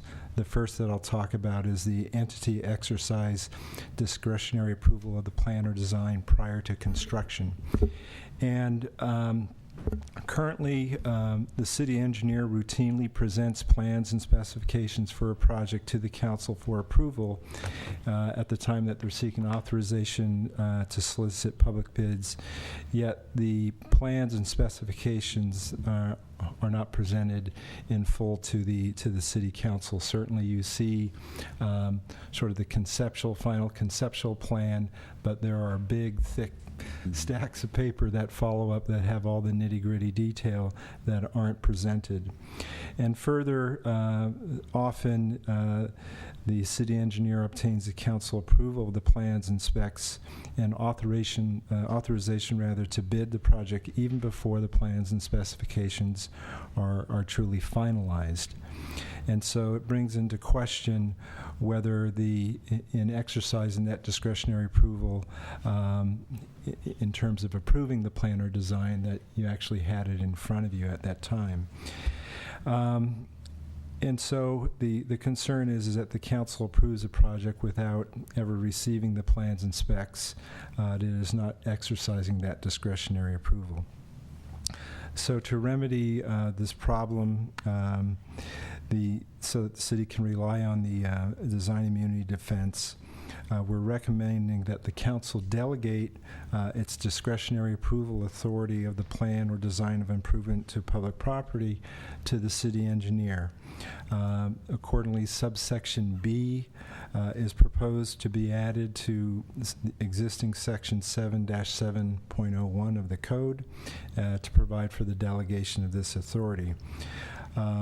Again, the council will still need to approve and provide authorization to publicly bid a project. And then with the city council's authorization to bid a project, the city engineer would then move forward to actually finalize the plans and specs himself and approve them before the project is actually solicited for public bids. Again, as I noted, the council would still have the ability to bless final conceptual plans before the project is approved by the council for bidding, and the actual technical final plans and specs are prepared by the city engineer. Additionally, that first element speaks to plans or designs that are prepared in conformity with standards previously so approved. So in your existing provisions of the code, section 7-701, the code provides that standard specifications for public works construction are to be done pursuant to the 1976 edition. And so what we would like to do is likewise revise that provision to provide that the standard specifications be adopted by resolution, which is much easier to do when specifications are revised, and then to come forward with a resolution to actually adopt those specifications that are utilized by the Public Works Department. And on the last page or next to last page of your report, there's 10 such types of specifications that the Public Works Department does utilize in the various public works construction projects that it undertakes. And so the proposed resolution that would come back to you at your next meeting, December 2nd, assuming you approve the first reading of this ordinance. It would adopt these specifications as standards for utilization in city projects. So at this point, after a motion to read the ordinance by title only, and taking public testimony, we're recommending that the council adopt the first reading of the ordinance. I do want to point out one minor little edit that needs to be made to the ordinance. It's just a typo, and that's in on page 2 of the ordinance. It's your page 380. The language that was to be added in subsection C, the second full paragraph reads, in accordance with section 7-7.01 subsection C. That should actually be B. I Okay? should think so. You know, I didn't notice that, actually. So with that, I have nothing further. Move to read by title only. Second. Okay, we'll take public comment. No, he has to read it first. Okay. An ordinance of the City Council of the City of Emeryville amending Section 7-7.01 of Chapter 7 of Title 7 of the Emeryville Municipal Code regarding the adoption of standard specification for public works construction and delegation of authority to the city engineer to approve the plan or design of improvements to public property. Yeah, I just had one question. Is there any implications of doing this? I mean, will people have to pay more money? Will projects take longer? Or I just don't know what the implication is, if there is any. Thank you. There's no financial implication, and we hope actually it'll help move along the pace at which the city engineer can put projects out to bid. Move to adopt the first reading. I'll second that. Can I ask a question before we do that? Which is, how many people hold this responsibility? That we have one city engineer, but I'm wondering if there are others that this work would also fall to or not. I just want to understand better the parameters and Within how. the city, it would be just the city engineer. He or she, whoever's filling that position, would be the one that would actually, with respect to any project that's put out to bid, there was another provision added in here that they didn't address, but it's in the staff report. It's about actually stamping the plans before they go out for bid, and that would be the responsibility of the city engineer. So it's just that one individual. Because I do see this as a significant responsibility. And I feel like what we're doing here, I'm not someone who could certainly look at a plan and say, oh, this will pass muster. And so we're putting that trust and the responsibility on our city engineer. And I just want to acknowledge that. I think it's an important job. So thanks.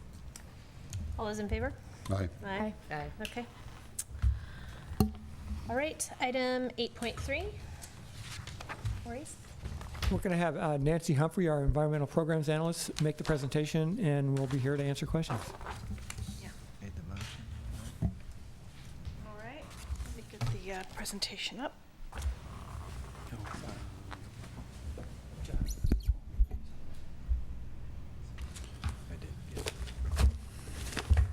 Push it twice.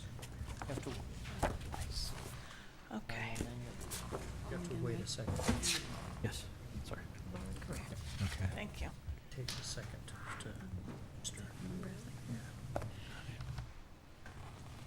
You keep your last package?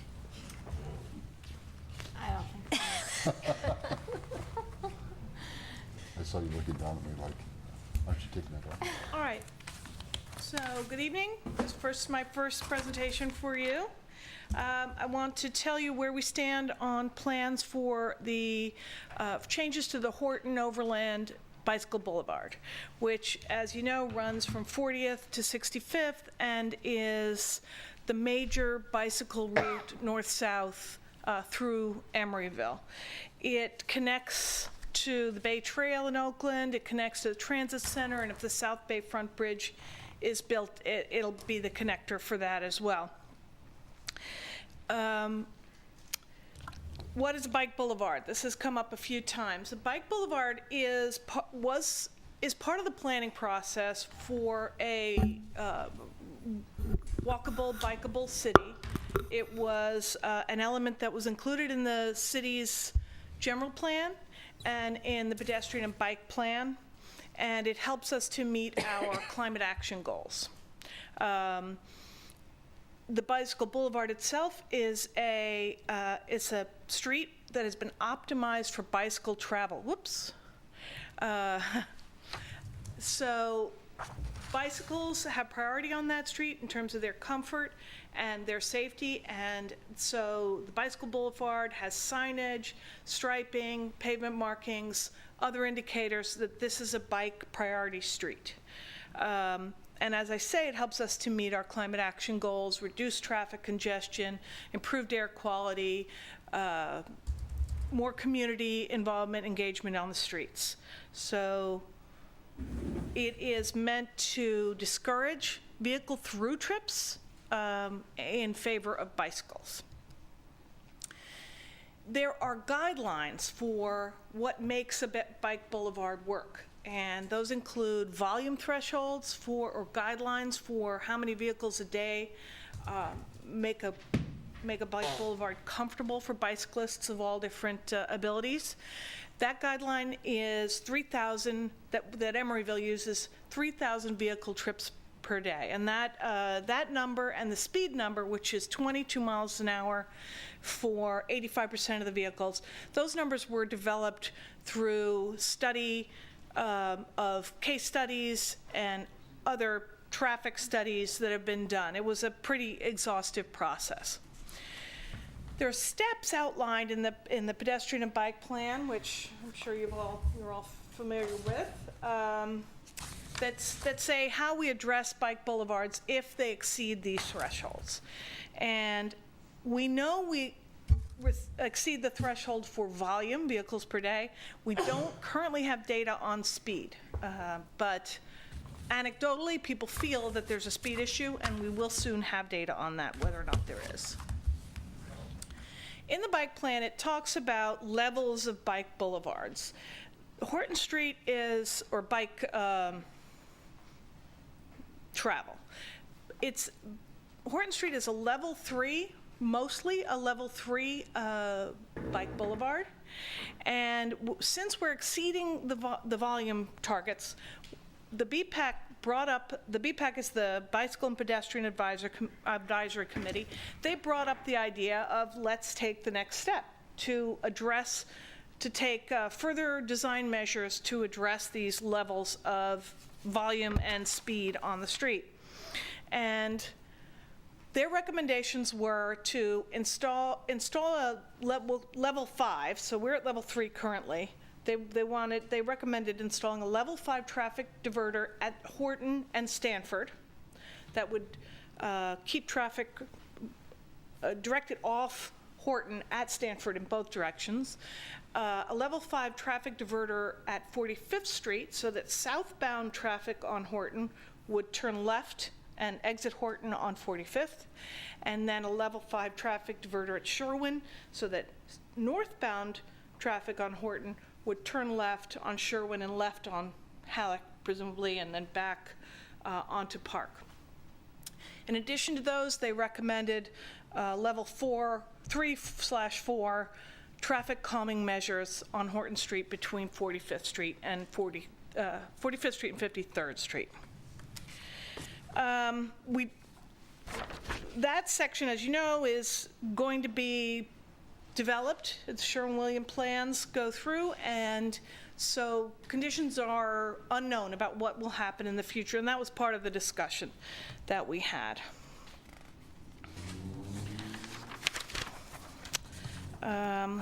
Let's see. So we had 2 community meetings. We had a Saturday and a Tuesday community meeting to get people's opinions, the public's opinions on how they felt about these proposals, BPAC's proposals. There were a lot of people there. We had a good turnout and a lot of interest.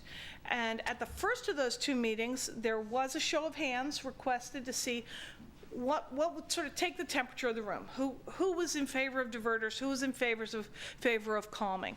And at that show of hands on the Saturday, 24 people responded to the first question, which was, are you in favor of diverters? And of those 24, 12 were in favor of them, 9 were against them, and 3 needed more information in order to decide. At that same meeting, another question was asked, which was, how many people are interested in traffic calming on the street? And 16 of 17 respondents in that case said, yes, they were interested in traffic calming. The second meeting actually had a different character than the first a little bit. Little different members of the community came Saturday and Tuesday. There were more business community, and some different neighbors were at the 2 meetings. The comments in favor of the diverters included the idea that traffic volume is increasing and new development is planned. It is rational to take the strongest steps now to set the tone for the street. There were concerns that drivers ignore the stop signs at 45th and 53rd, and so if they couldn't go through, they couldn't do that. And the idea that it was efficient, because the problem was seen to be great, to address it fully in one step. Those were the key arguments. This, of course, doesn't include every comment made. Key arguments for the people who were in favor of doing the diverters now. I want to back up and say that the diverters and the calming that BPAC suggested were to be an experiment. So that would be temporary, and data would be collected, and then it would be evaluated again to see if we keep it in all these cases. People against diverters were saying that we would be moving traffic from one neighborhood area to another neighborhood area rather than from a neighborhood to a main through street. And also that there was a problem possibly with large trucks making the turns necessary in the Park Avenue district if they were directed left at Sherwin. They stated that the PED bike plan recommends stepwise means of addressing the problems rather than jumping. And also, on the flip side of the Sherwin-Williams, they said, we don't know what conditions will be. Maybe there will be new traffic patterns. Maybe there'll be new driveways. We should not try and fix the problem until we know what the problem is. So that's what we got in general, from the community input. And so what staff is recommending, given all that, is that we install experimental traffic calming measures, that we collect data. We would leave the measures in, we anticipate for at least a year, but that would be part of the design process. We would get a consultant, and we have money to get a consultant to design the calming measures, and we would get from them also a recommendation of how long they should stay in place in order to give us good data. Then at that point, we would get a design, we would come back to City Council, say this is what our design is, let you know, then proceed on an experimental basis and collect data throughout. Just to show you what some possible traffic calming measures are, you'll hear these words bounced around. Chicanes are those essentially bulb outs that make a meandering street, like Millvia and Berkeley has those. Speed lumps, as opposed to humps or bumps. Speed lumps can have a rounded or flat top, but they have tire cut for emergency equipment. They don't slow emergency equipment. It's one other idea. Center Island medians, by narrowing the roadway for the vehicle, they slow traffic down. Chokers are a way of, basically only one car can pass through them at a time, so the cars have to approach and negotiate the choker. And pinch points, similarly, they're just slightly different designs, but they also narrow down the roadway. Again, we don't know which of these would be proposed by a design consultant, but we would, of course, bring them back to you to let you know. What comes next? We're planning to collect data. In fact, starting this month, we're going to have 2 speed capture and feedback signs. Those ones, your speed, and tells you your speed, on that section between 45th and 53rd. And we'll collect data starting this month and throughout the experiment, which is really good. This is more data than we have had. We will leave the experimental measures in place for at least a year and then readdress. Did we fix the problem? Did we address the problem? Is there a new problem with new development? What needs to happen next?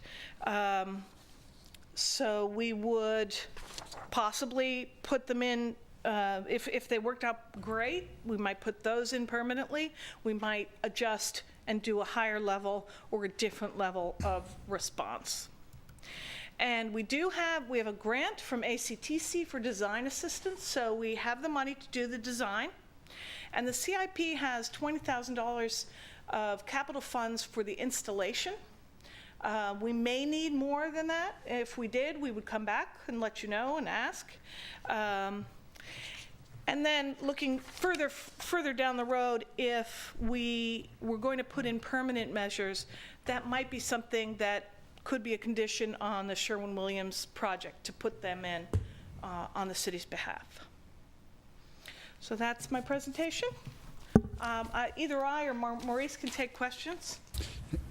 I just have a couple. So when you were talking about data, the data is what you're planning on collecting? We're collecting vehicle counts and speeds, and Okay. it's we know the exact times as well. So Are you also collecting the amount of bikes that go down that street? Because I drive that street all the time, and I see bikes on that street, but I believe more in Hollis, and I see a lot of bikes down San Pablo too. So I think it'd be really interesting to see really where the bikes are at, because we have something, and I'd like to know that it's being used before we spend the money on this bicycle boulevard. that's interesting. We don't have a plan, but we certainly can look into a plan on Wouldn't how that to make do sense? Yep, I like the idea. Yeah, so Yeah. that's my thinking, and I think it's too early to do anything until you get that information, and also till you see something from Sherwin-Williams as far as what they want to do. I think this plan, if it has to work, actually, if I asked my neighbors, if said, hey, can we have traffic calming on 62nd Street? I bet 17 out of 17 would say yes to it. So everybody wants traffic calming. So but we have to be realistic. We also have businesses in this town that need to have business and need to have transportation here. But let's find out where the bikes are really at before we define this need. Are you saying we could make San Pablo the bike boulevard? I'm just saying, well, no, I'm just saying, if we have some money that we can swing up that way or swing to Hollis, it makes more sense to me. And reduce car traffic on those streets? Yeah, let's find out where the bikes are. Mayor Asher, I have a question for you. We're collecting data, and we will be making decisions based on the data. I had asked at the public safety meeting, because along with a concern about the bicycle boulevard, there is a concern about what is the accident history, and I don't hear you talking about measuring what the accidents are now on Horton Street from 40th to 62nd, 67th, against when you put in something. So can you tell me a little bit about that? Is that something that is not even considered in this whole mix? No. Could you get to the microphone, Nancy? Yes, thank you. Thanks. Accident rates were considered in this plan and in the development of the plan and the initial recommendations for the steps for the development of the bicycle boulevard. So they have been considered. They're not the driving factor. Safety in terms of crashes, they happen, but they're not common. And so the safety is not the driving factor. The driving factor here is the integrity of the bike boulevard and the importance of a bike boulevard and a bike transit system for us in our general plan for the livability and for our climate action goals. So it's... But are you saying to me we're ignoring accidents or the data that's connected with accidents? No, we're not ignoring it, but it was built into the initial planning. Right. But since it's not a big data point, we don't get a lot of data. We don't get a lot of crashes. It's not part of the planning. Well, of course, this is a small town, and our police department is very competent. They did a 5-year survey of Horton Street, and they have very few accidents. No accidents at all between 45th Street and 53rd, and in fact, all of the bicycle accidents were right at the intersection of 40th and Horton. And I'm concerned not only about the bicycle boulevard, but also about the safety of our streets. So I'm a little taken aback when we're not at least incorporating this in the work that we're doing here. If I could answer that, we would definitely take a look and report back if there were any accidents on Horton Street, but the need for this project, or the driving force behind this project, is to make Horton Street more comfortable for the cyclists. Yeah. Right now, there's a perception that it's not safe because the cars are going so fast. And so... Exactly. See, so many. This is where the perception does not really, is not validated by the actual accident reports over the last 5 years. I agree that there hasn't been a lot of accidents. So we're talking about perception, not about actual accidents. Right. So what we want to try to do is make Horton Street more desirable for cyclists, so that they want to go and use Horton Street as the main route, and hopefully stay off of Hollis Street, because Hollis Street in our general plan is not designated as a bicycle route or at all. So in fact, I think the way the general plan reads is we're supposed to divert people from Hollis onto Horton and try to encourage them to use Horton as the route. So in fact, San Pablo as well. So we're trying to make Horton Street the desirable bike route, make it safer, make it slower for vehicles to drive on it, make it more comfortable for cyclists. That's what the intention is. So we will say, once we get these things in place, we will have another measure of the next 5 years of how many accidents there are. Oh yeah, we're constantly looking at accidents. We get Switter's reports. We look at them all. I just don't want to lose sight of that, because that's not perception. That's actual what happens on the street. That's all. Thank you very much for that. You want to comment, Ruth? I do want to comment.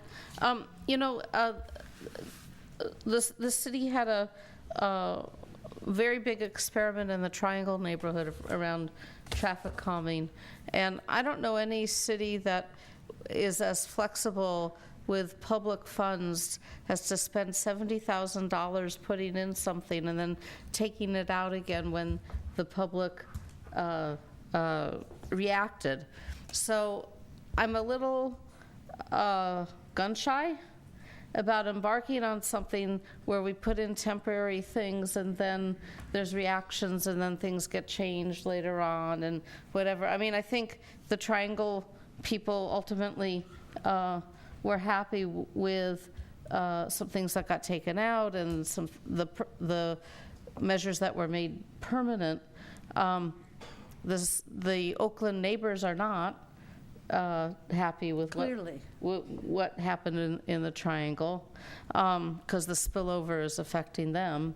But I guess I don't have a yay or nay in general, just to say, I think when we start to spend money, let's not like spend money and then undo what we do. You know, we need to make a decision and then stick with it, whatever that is, because people will react. And so anyway, it's just a cautionary thing about spending the public's money and then for something that ultimately doesn't have a broad enough consensus. So about what we need to do or how we need to do it. I do like the idea of gathering bicycle counts on San Pablo, Hollis, and Horton, so we can see actually where the bulk of the riders are. Right. And if we are interested in making Horton appear more comfortable, well, it's like if the heavy-duty bicyclists are not deterred by a lot of traffic, you know, we're going to find them on Hollis and San Pablo anyway. You know, and so are we trying to make Horton Street friendly for people learning how to ride a bike? Are we, you know, is this going to be a learning ground for folks? Is it going to be a commute corridor? I don't really see it as a recreational riding place. I see the Bay Trail for recreational use. So again, the purpose, I'm just fuzzy about what the idea is here, because what we're trying to accomplish and how we're going to try to accomplish it. You know, I think if someone wants to learn how to ride a bike, they're going to go someplace else. Heavy-duty commuters aren't going to go out of 2 blocks out of their way. They're going to go down San Pablo Avenue because it's the most direct way to get to downtown Oakland. So who are we serving by having bicyclists go out of their way to use this friendly-looking street? I'm not connecting the dots here. Yeah, Mayor Ash, I have one other comment I'd like to say before we hear from the public.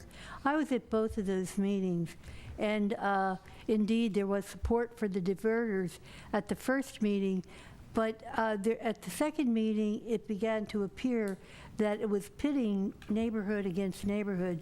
The people to the west of Horton Street were very upset about a diverter that would dump a lot of traffic onto them, and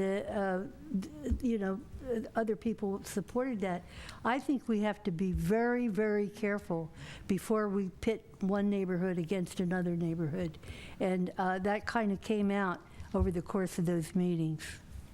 I have a couple comments before we move on to the public comment. First of all, we're getting a grant for the design assistance, and so and I also think that we need to spend this money.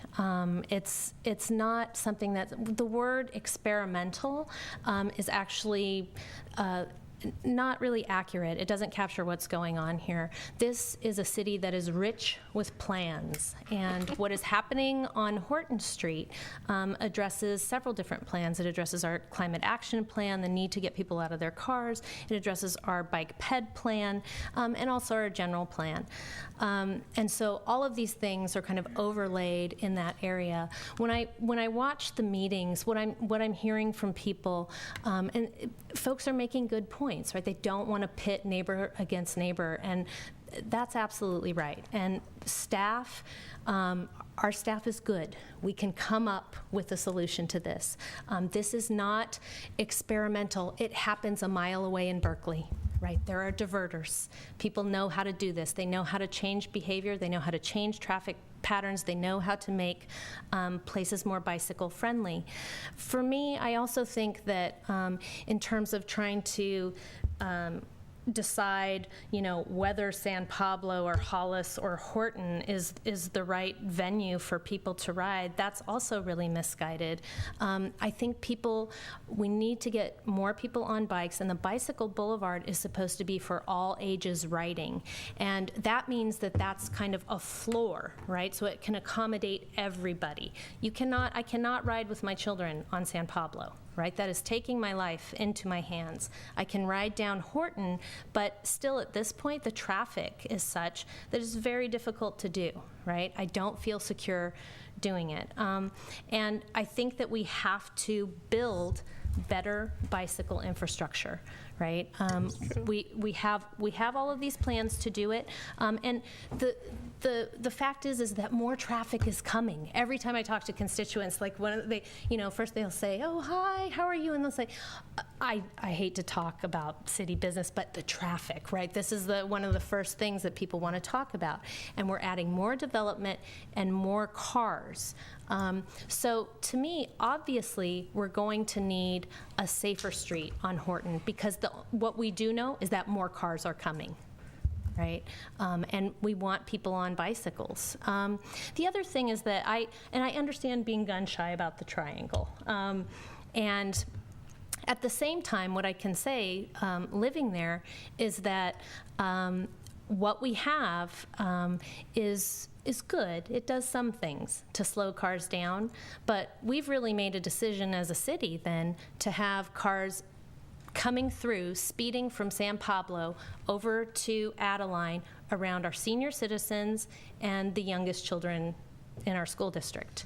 And that's, I understand that people were upset about the traffic calming. It takes time, right, to build up a culture around biking, around walking, around understanding your neighborhood as your kind of extension of your front yard. But I think we also lost some things there without looking at those further measures. And the other thing that this brings up for me is, the BPAC brought this recommendation for Horton Street. And, to me, this sounds like actually the idea that we're talking about whether we go 4 or whether we go 5. The question for me is, why wasn't 4 triggered long ago? And what are we doing to look at our other bicycle boulevards in town? Where are we on these things? I look at 45th Street, which is also a bicycle boulevard, and I know that there is a lot of traffic on that street. And what is our routine kind of monitoring? And do we have all these wonderful kind of Olympic views of plans, right? But what are we doing in terms of maintenance and in terms of having a strategy in order to get there? So I'm glad to see us looking at this, but it also, I think, kind of gives me some concerns and some questions about how will this work, not just on Horton Street, but in other places in town. With that, let's take some public comment. Save my comments for after. Oh, I'm sorry, Jennifer. Yeah, did you want to? Okay. I have a lot of comments, so. Okay. Yeah, come forward. Okay.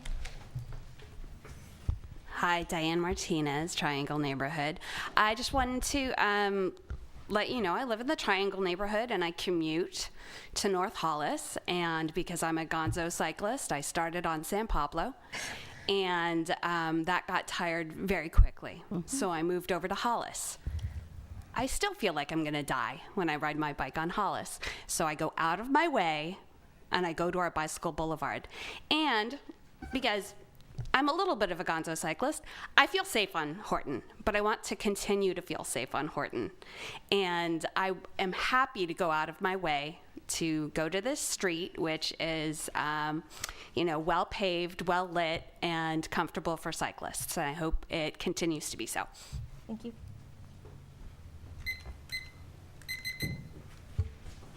Scott Donahue, 1420 45th Street. I'm on the BPAC, and if you look at our bike ped plan, you will see accident statistics for pedestrians and bicyclists. And the key accidents for bicyclists intersections have been San Pablo at 45th Street. And the biggest intersection for bicycle injuries has been the freeway off-ramp and the bike, the Bay Trail as it crosses the freeway off-ramp at Powell. We've done a little bit of work there. Caltrans cleaned it up a little bit. Hopefully that's a little safer. But the other metric for pedestrians and cyclists for injury is the rate of automobile traffic. The higher the speed is just the rate of injury is dramatically higher. At an average speed of 22, the accident rate is something like 5% of what it is at 45 miles an hour. There's no comparison that it drops dramatically with the speed. And the idea of the Horton Street Bike Boulevard is to control speed, but also volume of vehicles.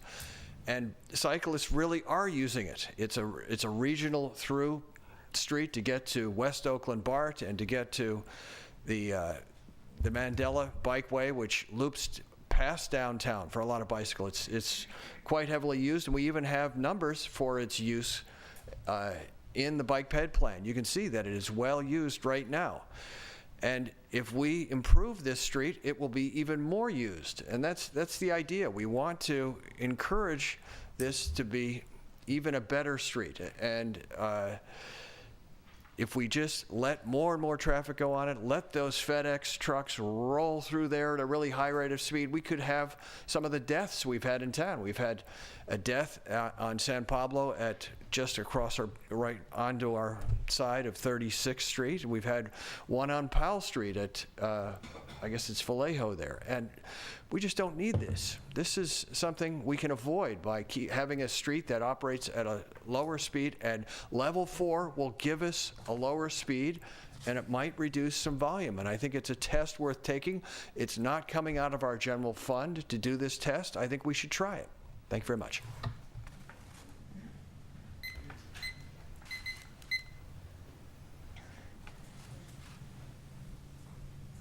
Hi, my name is Stephanie Barber. I live at Emeryville Village, and I'm a pretty new resident to Emeryville.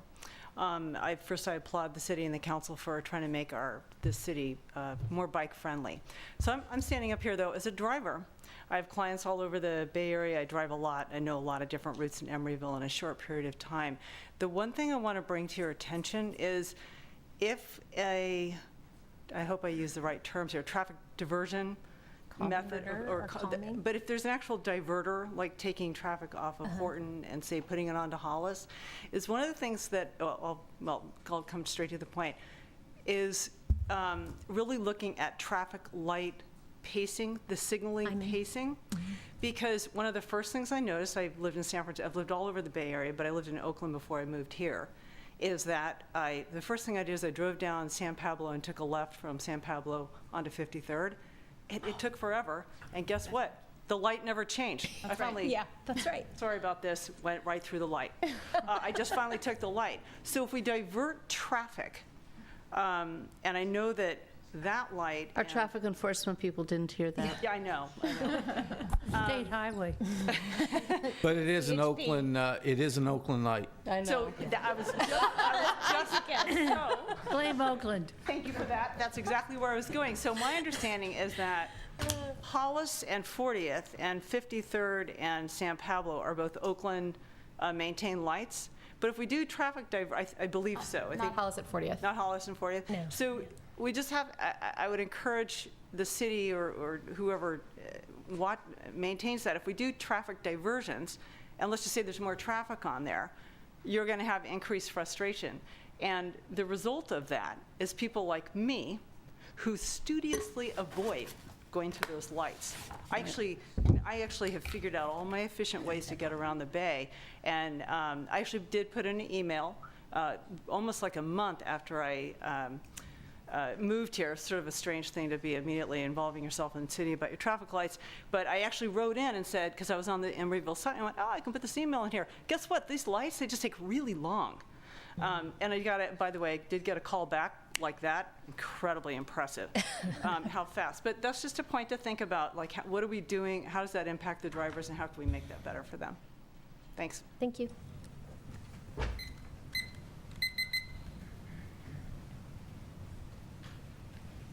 Hi, my name is Tim Curran. I'm a Horton Street resident. I was at both meetings. And I came away from the meetings feeling as if the Public Works was trying to sandbag the whole idea of diverters. On the second meeting, there was a large flaw exposed in the plan, which would prevent Novartis from entering into one of the driveways. It shows that the plan wasn't even thought through. The language that Public Works has presented to the City Council in the memorandum seems to mention things like pitting neighbors against each other, and even the reason for embarking on this was to make the bicycle boulevard more bicycle friendly. As I understand it, we have a general plan which has a vehicle count, 3,000. 2010, it was close to 5,000. The same general plan says that traffic calming is expected to reduce traffic volume by about 10 to 20%. If you do the math, traffic calming is going to reduce the traffic counts to within the general plan. It's not going to make it below 3,000. So you have to understand what you're going to do here. If you're just interested in some slowing down of traffic, perhaps it's the traffic calming. If you're interested in reducing the volume as the general plan asks for, then you're going to have to do the math and figure out that calming methods are probably not going to get you down below 3,000, specifically, especially considering that we're going to have the Sherwin-Williams development coming down the road. So it's a matter of focus and what the purpose is here, and I think the integrity of the bicycle boulevard needs to be the focus, and it needs to be reflected through staff as they recommend to City Council, because I'm quite surprised that the public participation came out to be the recommendation that it was. I understand it, but it was quite a surprise.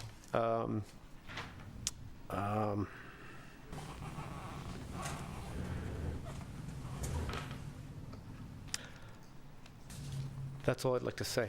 Thank you. Anyone else? Yeah. I use the Horton Street Bicycle Boulevard a lot. I'm kind of a wimp when it comes to, I love bicycling, but I do not want cars whizzing by me very close.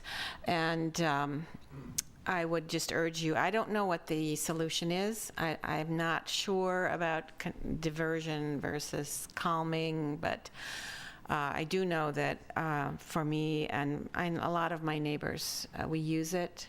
There are kids using it, and so please honor the fact that this is a real asset for our community, and please do what's necessary to save Horton Street. Thank you.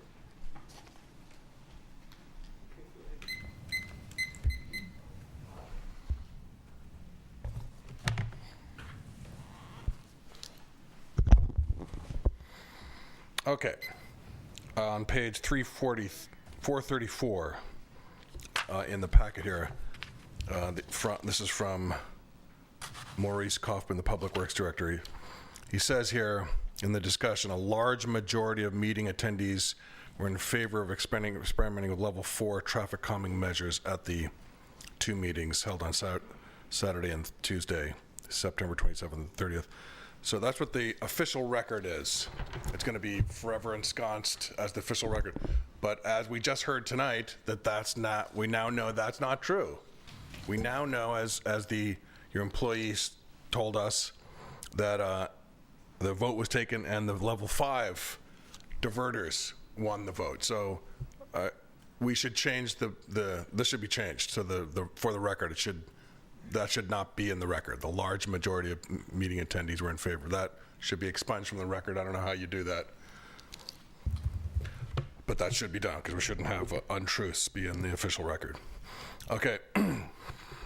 I think you should do level 5 traffic calming.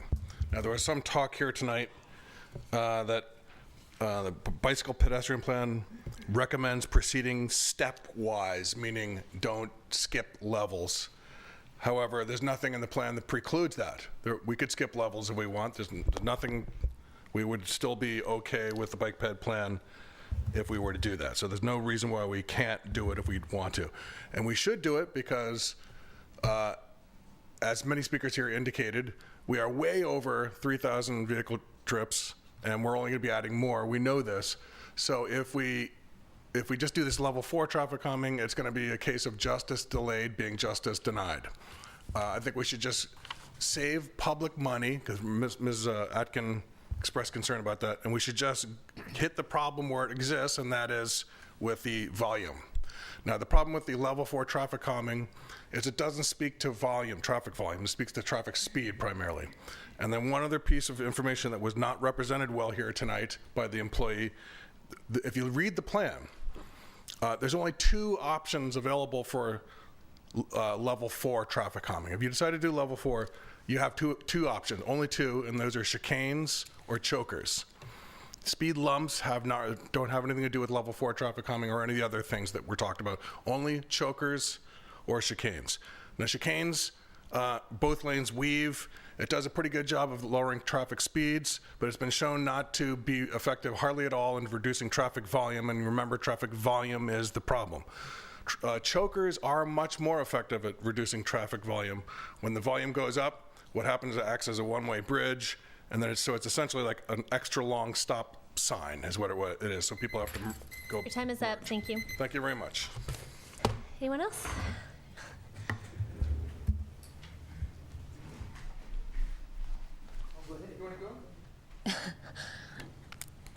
Hi, John Bowders. I attended both meetings as well that were held on Saturday and Tuesday, and I think there's a point that I want to thank Stephanie, because she covered most of my points actually related to the bigger picture, and I wanted to take us up even a step higher to a comment Councilman Brinkman made, which is if you go to a meta level, Emeryville has what we call a homes jobs fit of 2.41, and that doesn't mean anything to most people probably. What that means is that there are 2.41 jobs in Emeryville for every person who lives here, and what that means is that there are a large number of people who in-commute to Emeryville, even more so than the number of people who live here, because not everyone who lives here works here. And the reality of that is that in the East Bay, even given our good public transit system, many people still drive. I don't drive, I'm a public transit commuter, but I do walk Horton Street between Park Avenue and the Amtrak station 4 times a day with my dog. And I can tell you that there are plenty of bicycles that do go down that road. There are delivery vehicles that need to go to Novartis and other places, and there are people who use the Amtrak station like myself who come there. And I think that we need to look more holistically at the solution. We've built a community that brings people in to work here, and that's the reality we have. So we have to work within that reality. And when we talk about projects like this or specific issues, we need to stop looking at them in little microcosms like Horton Street in a 4-block area and look at the comprehensive traffic problem, which to me, when you look out my window on 40th Street, and I did say this at the meeting we had, I see on a Saturday afternoon the traffic both lanes all the way back 40th Street across the bridge and past IKEA. Okay. And why those lights aren't synced, I don't quite understand myself. Could be a fiscal reason, could just be an oversight in prior planning.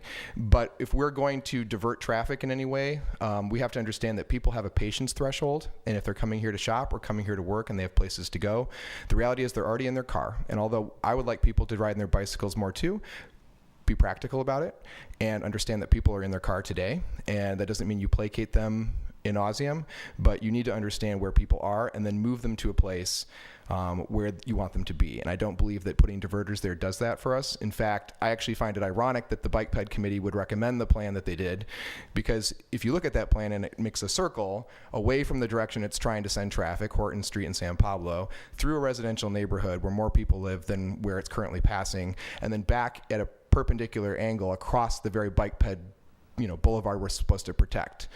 So you're going to frustrate people's patience, put them into a cluster and then send them back across Horton Street to Hollis to wait at that light which isn't timed for their benefit, further damaging and threatening the safety of the people you're trying to protect.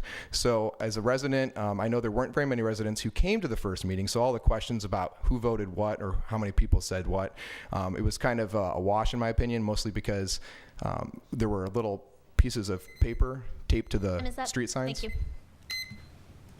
Mr. Carpio?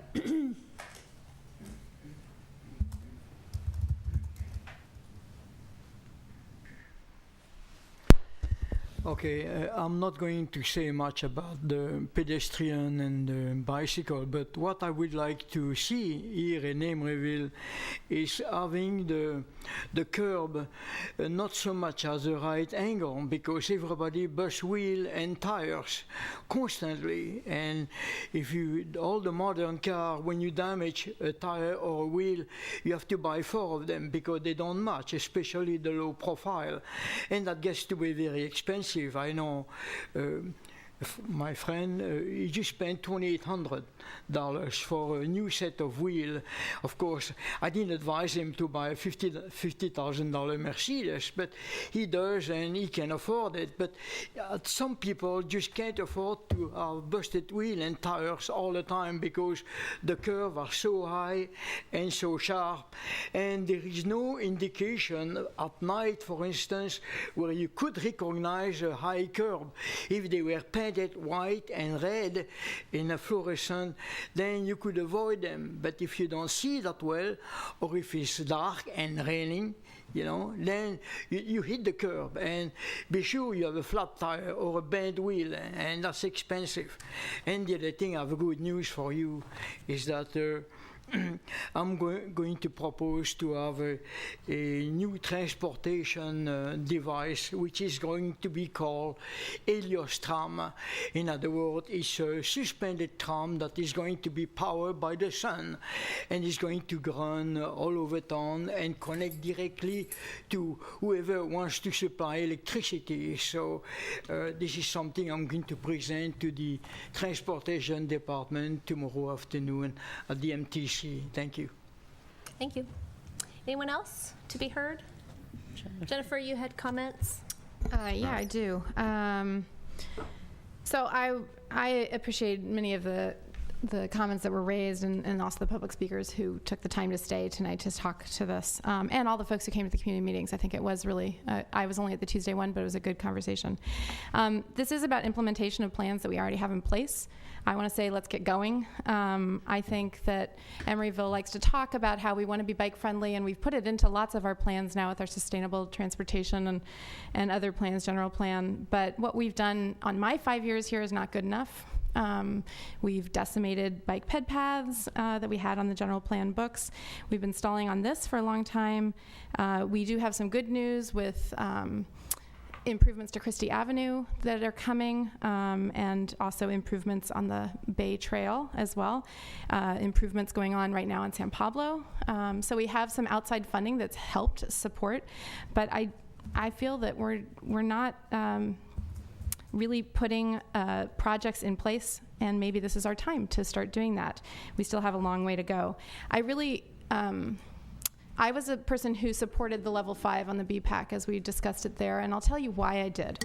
My impression was that level 4, well, actually, let me back up. My impression was that the engineering contract that we have been given a grant of $36,000 to go forward with was not going to tell us the best way to do this. I remember distinctly staff saying, we have to tell them what to design. And what I'm hearing tonight is different than that. And what I've been craving is some expert to say, you want to reduce your volumes to 3,000, here's what you're going to do, right? And make it simple and easy, and we could say, okay, great, thanks, consultant, and we took care of that. But we've been struggling, the BPAC struggled with how do we get there? I'm not an expert on this. That's why we have studies and consultants who help us with it. So if tonight what I'm hearing is that this engineering design can actually help construct a level 4 that's going to work and have the goals that we have, I don't know why we didn't do this 6 months ago. So I'm a little confused by that. That's why I supported level 5. One of the conversations was level 4 was a choker. I heard folks saying that doesn't seem safe to have cars going head to head, and I agree with that. and I was uncomfortable with asking for that. And so to me, a diverter was clear. It was unambiguous for drivers. I know my way around Berkeley, diverters all over the place. Drivers quickly become aware of that. And so that's one reason that I supported level 5. Then fast forward to the community meeting, I heard lots of concerns about the level 5. I heard about the neighbors pitted against neighbors, which I think means that we've lost picture of the larger view, which is trying to reduce cars coming to Emeryville, and that's another big conversation I would like to continue to weigh in on, even when I'm off the council, because our climate action plan needs to discourage single occupancy vehicles in Emeryville.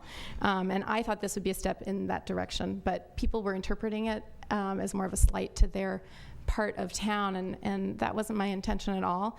So I've come around, and I think that level 4 traffic calming makes a lot of sense as the logical next step. It will be safe. It would reduce speed.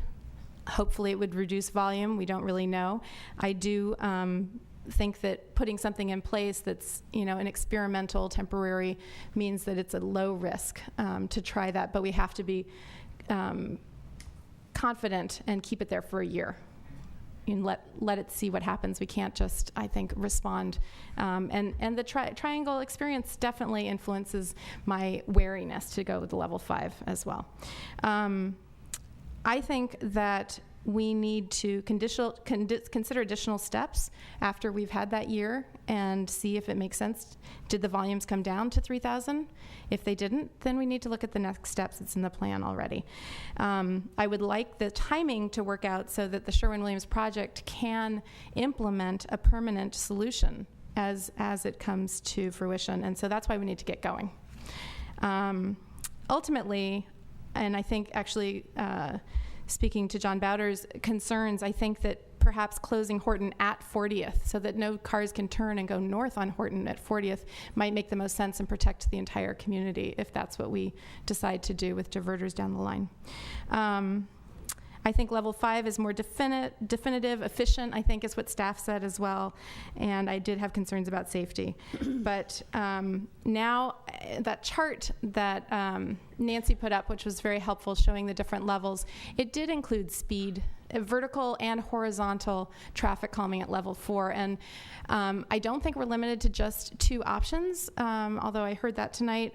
And I hope that, and maybe you can tell me, will the engineers, these gurus, be able to tell us the best way to achieve this? That's what we're scrambling with, and it feels that nobody is getting. So I'm surprised to see staff putting in level 3 traffic calming as a recommendation /4. I thought we were beyond that in this whole conversation. And I'd just like to see us, having something in place as early as spring of 2015 so that we can actually move forward. Collecting data as we go is brilliant, but we shouldn't collect data and then wait and talk about it again. I think we just need to try something. I think at one of the community meetings, someone said, you have to try it and see what happens, because you can't actually know what those impacts will feel like. Same with the triangle, perhaps. That's what had to happen. And I want us to be careful and thoughtful and do it well. But I want us to get going. Let's get going. Anyone else? Further comment? I have a question, and I really don't know who to address it to. But as we move forward on this, I keep hearing that reducing speed on Horton is very, very important to the bicyclists. And I'm wondering, is there anywhere that there's objective data that says reducing volume of cars reduces speed? Because I'm thinking about the Bay Trail and the frontage road. When there's a lot of cars on there, the speed is pretty well damped down. When there's a few cars on there, man, it's like a speedway. And the reason I ask this question is clearly we have a small town, small police force. We are not going to be able to police Horton Street 24 hours a day, 7 days a week. So it's important to know, if you're reducing the volume, does that increase the speeds on Horton? Can we find objective data on that? Yeah, well, actually, the data suggested actually goes the other way. So what we do is we reduce the speed through these traffic calming, and then drivers choose other routes because it slows down. They want the fastest route if they're through traffic. So rather than volume affecting speed, we're addressing speed, and that then leads to reductions in volume. So, and you have data to prove that? Yeah, and there's data behind each of the different types of measures, what effect they have on speed and what effect they have on volume. Yeah, so that's all been studied, and this consultant again would apply all that knowledge to this problem. Thank you. Ruth, did you have a question? Yeah, it's just a comment about the speed and volume kind of issues. It's like, clearly we're going to have more volume because we're bringing more residents there. So I don't see how we're going to possibly, with any measure, I don't see how that's going to reduce volume because we're going to have hundreds of more people living there. It's supposed to reduce through traffic, though. So the folks, and this is to piggyback on what you were saying about the diverter at 40th and Horton, someone at the Saturday meeting, and I don't know this person's name, brought that up too, right? To say let's put a diverter there. So people who are trying to, get out of the shopping center, right, and maybe don't want to wait on 40th on a Saturday, right, are deciding to take Horton. Right, and so if we're knowing that we're going to have more cars on the street, I think we still want to mitigate people using that as just a thoroughfare to get around Hollis, to get around San Pablo. Well, if you divert shopping traffic, then don't you divert local traffic? I mean, well, people in Berkeley know how to get to their houses if they live on a street with a diverter. Yeah. They're going to know, but I wouldn't go in front of their house necessarily because the street's closed through traffic. I'm not going to go out of my way to get to a street that's closed. So I think shopping traffic is different than local traffic. Yeah. But you're right that volumes are going up. And so will traffic calming a level 4 bring down those volumes? It seems like, from this conversation, no, it probably won't bring down the volumes to what we're hoping. But if it's the next logical step, let's do it and move on and see how it does it so that we can solve the problem long term.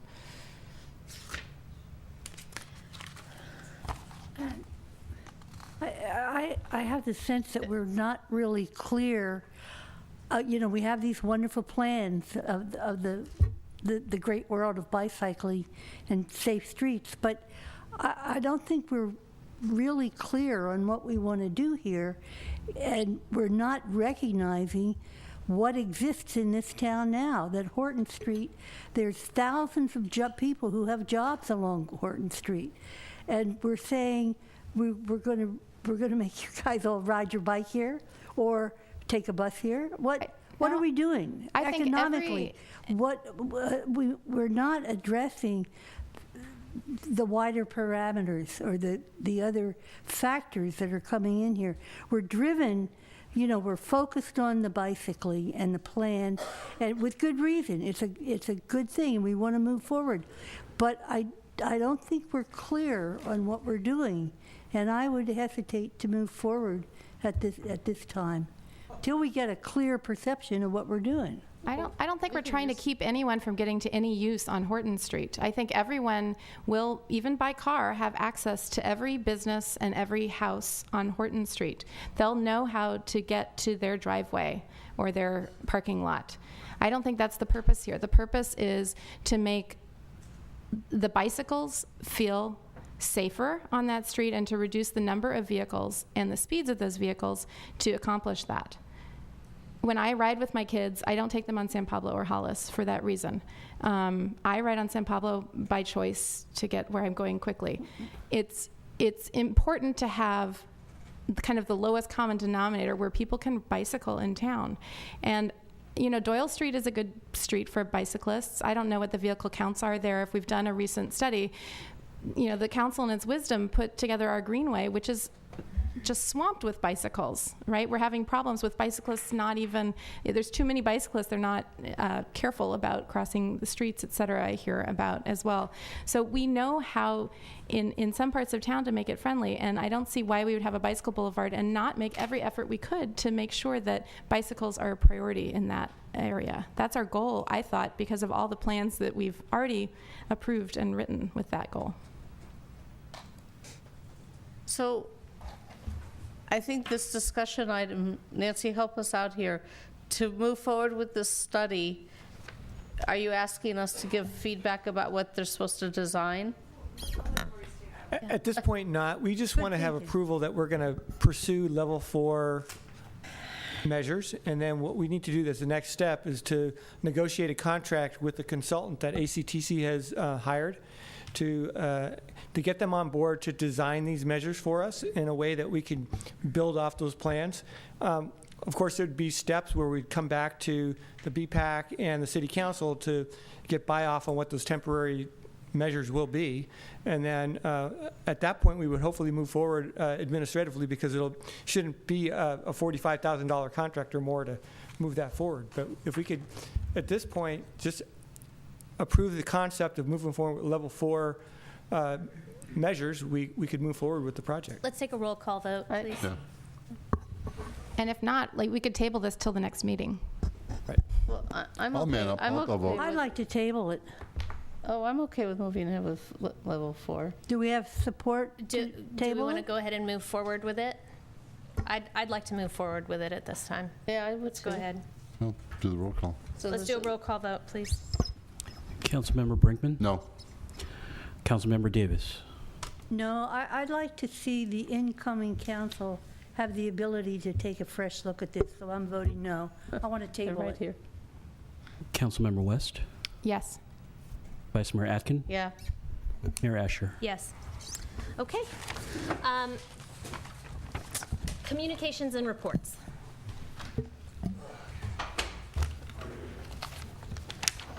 Department heads. Anybody? No? Oh my, okay. Council members? Well, actually, I don't have I have a communication. Okay. Which is that, I think she's gone now. Kathy, was that her name? The taxi? The queen person? of the taxi people. You know, I'd like to really direct staff. We don't need another ordinance. Uber, to the extent they're operating, are Well, I want provisions to governing staff. that. Excuse me, City Attorney. I'd like to see us discuss kind of what's happening in the larger scheme of things around regulation of those kind of businesses. So I would like to see a report just about what's happening, or an update on the class action lawsuit, how it is impacting taxis in town. So that's a request for information to be agendized at a later date. And Ruth, it's going to be an agenda item on the Transportation Committee. Oh, okay. Okay. Good, yeah. Anyone else? No? Okay. I'd just like to take this opportunity to remind folks that we are looking for someone to serve on the Alameda County Mosquito Abatement District. We need a representative. It's for a resident, and the term is ending December 31st, 2015. You get a $100 monthly stipend. Applications welcome. Boy. Okay? All right. And with that, the meeting is adjourned. Thank you.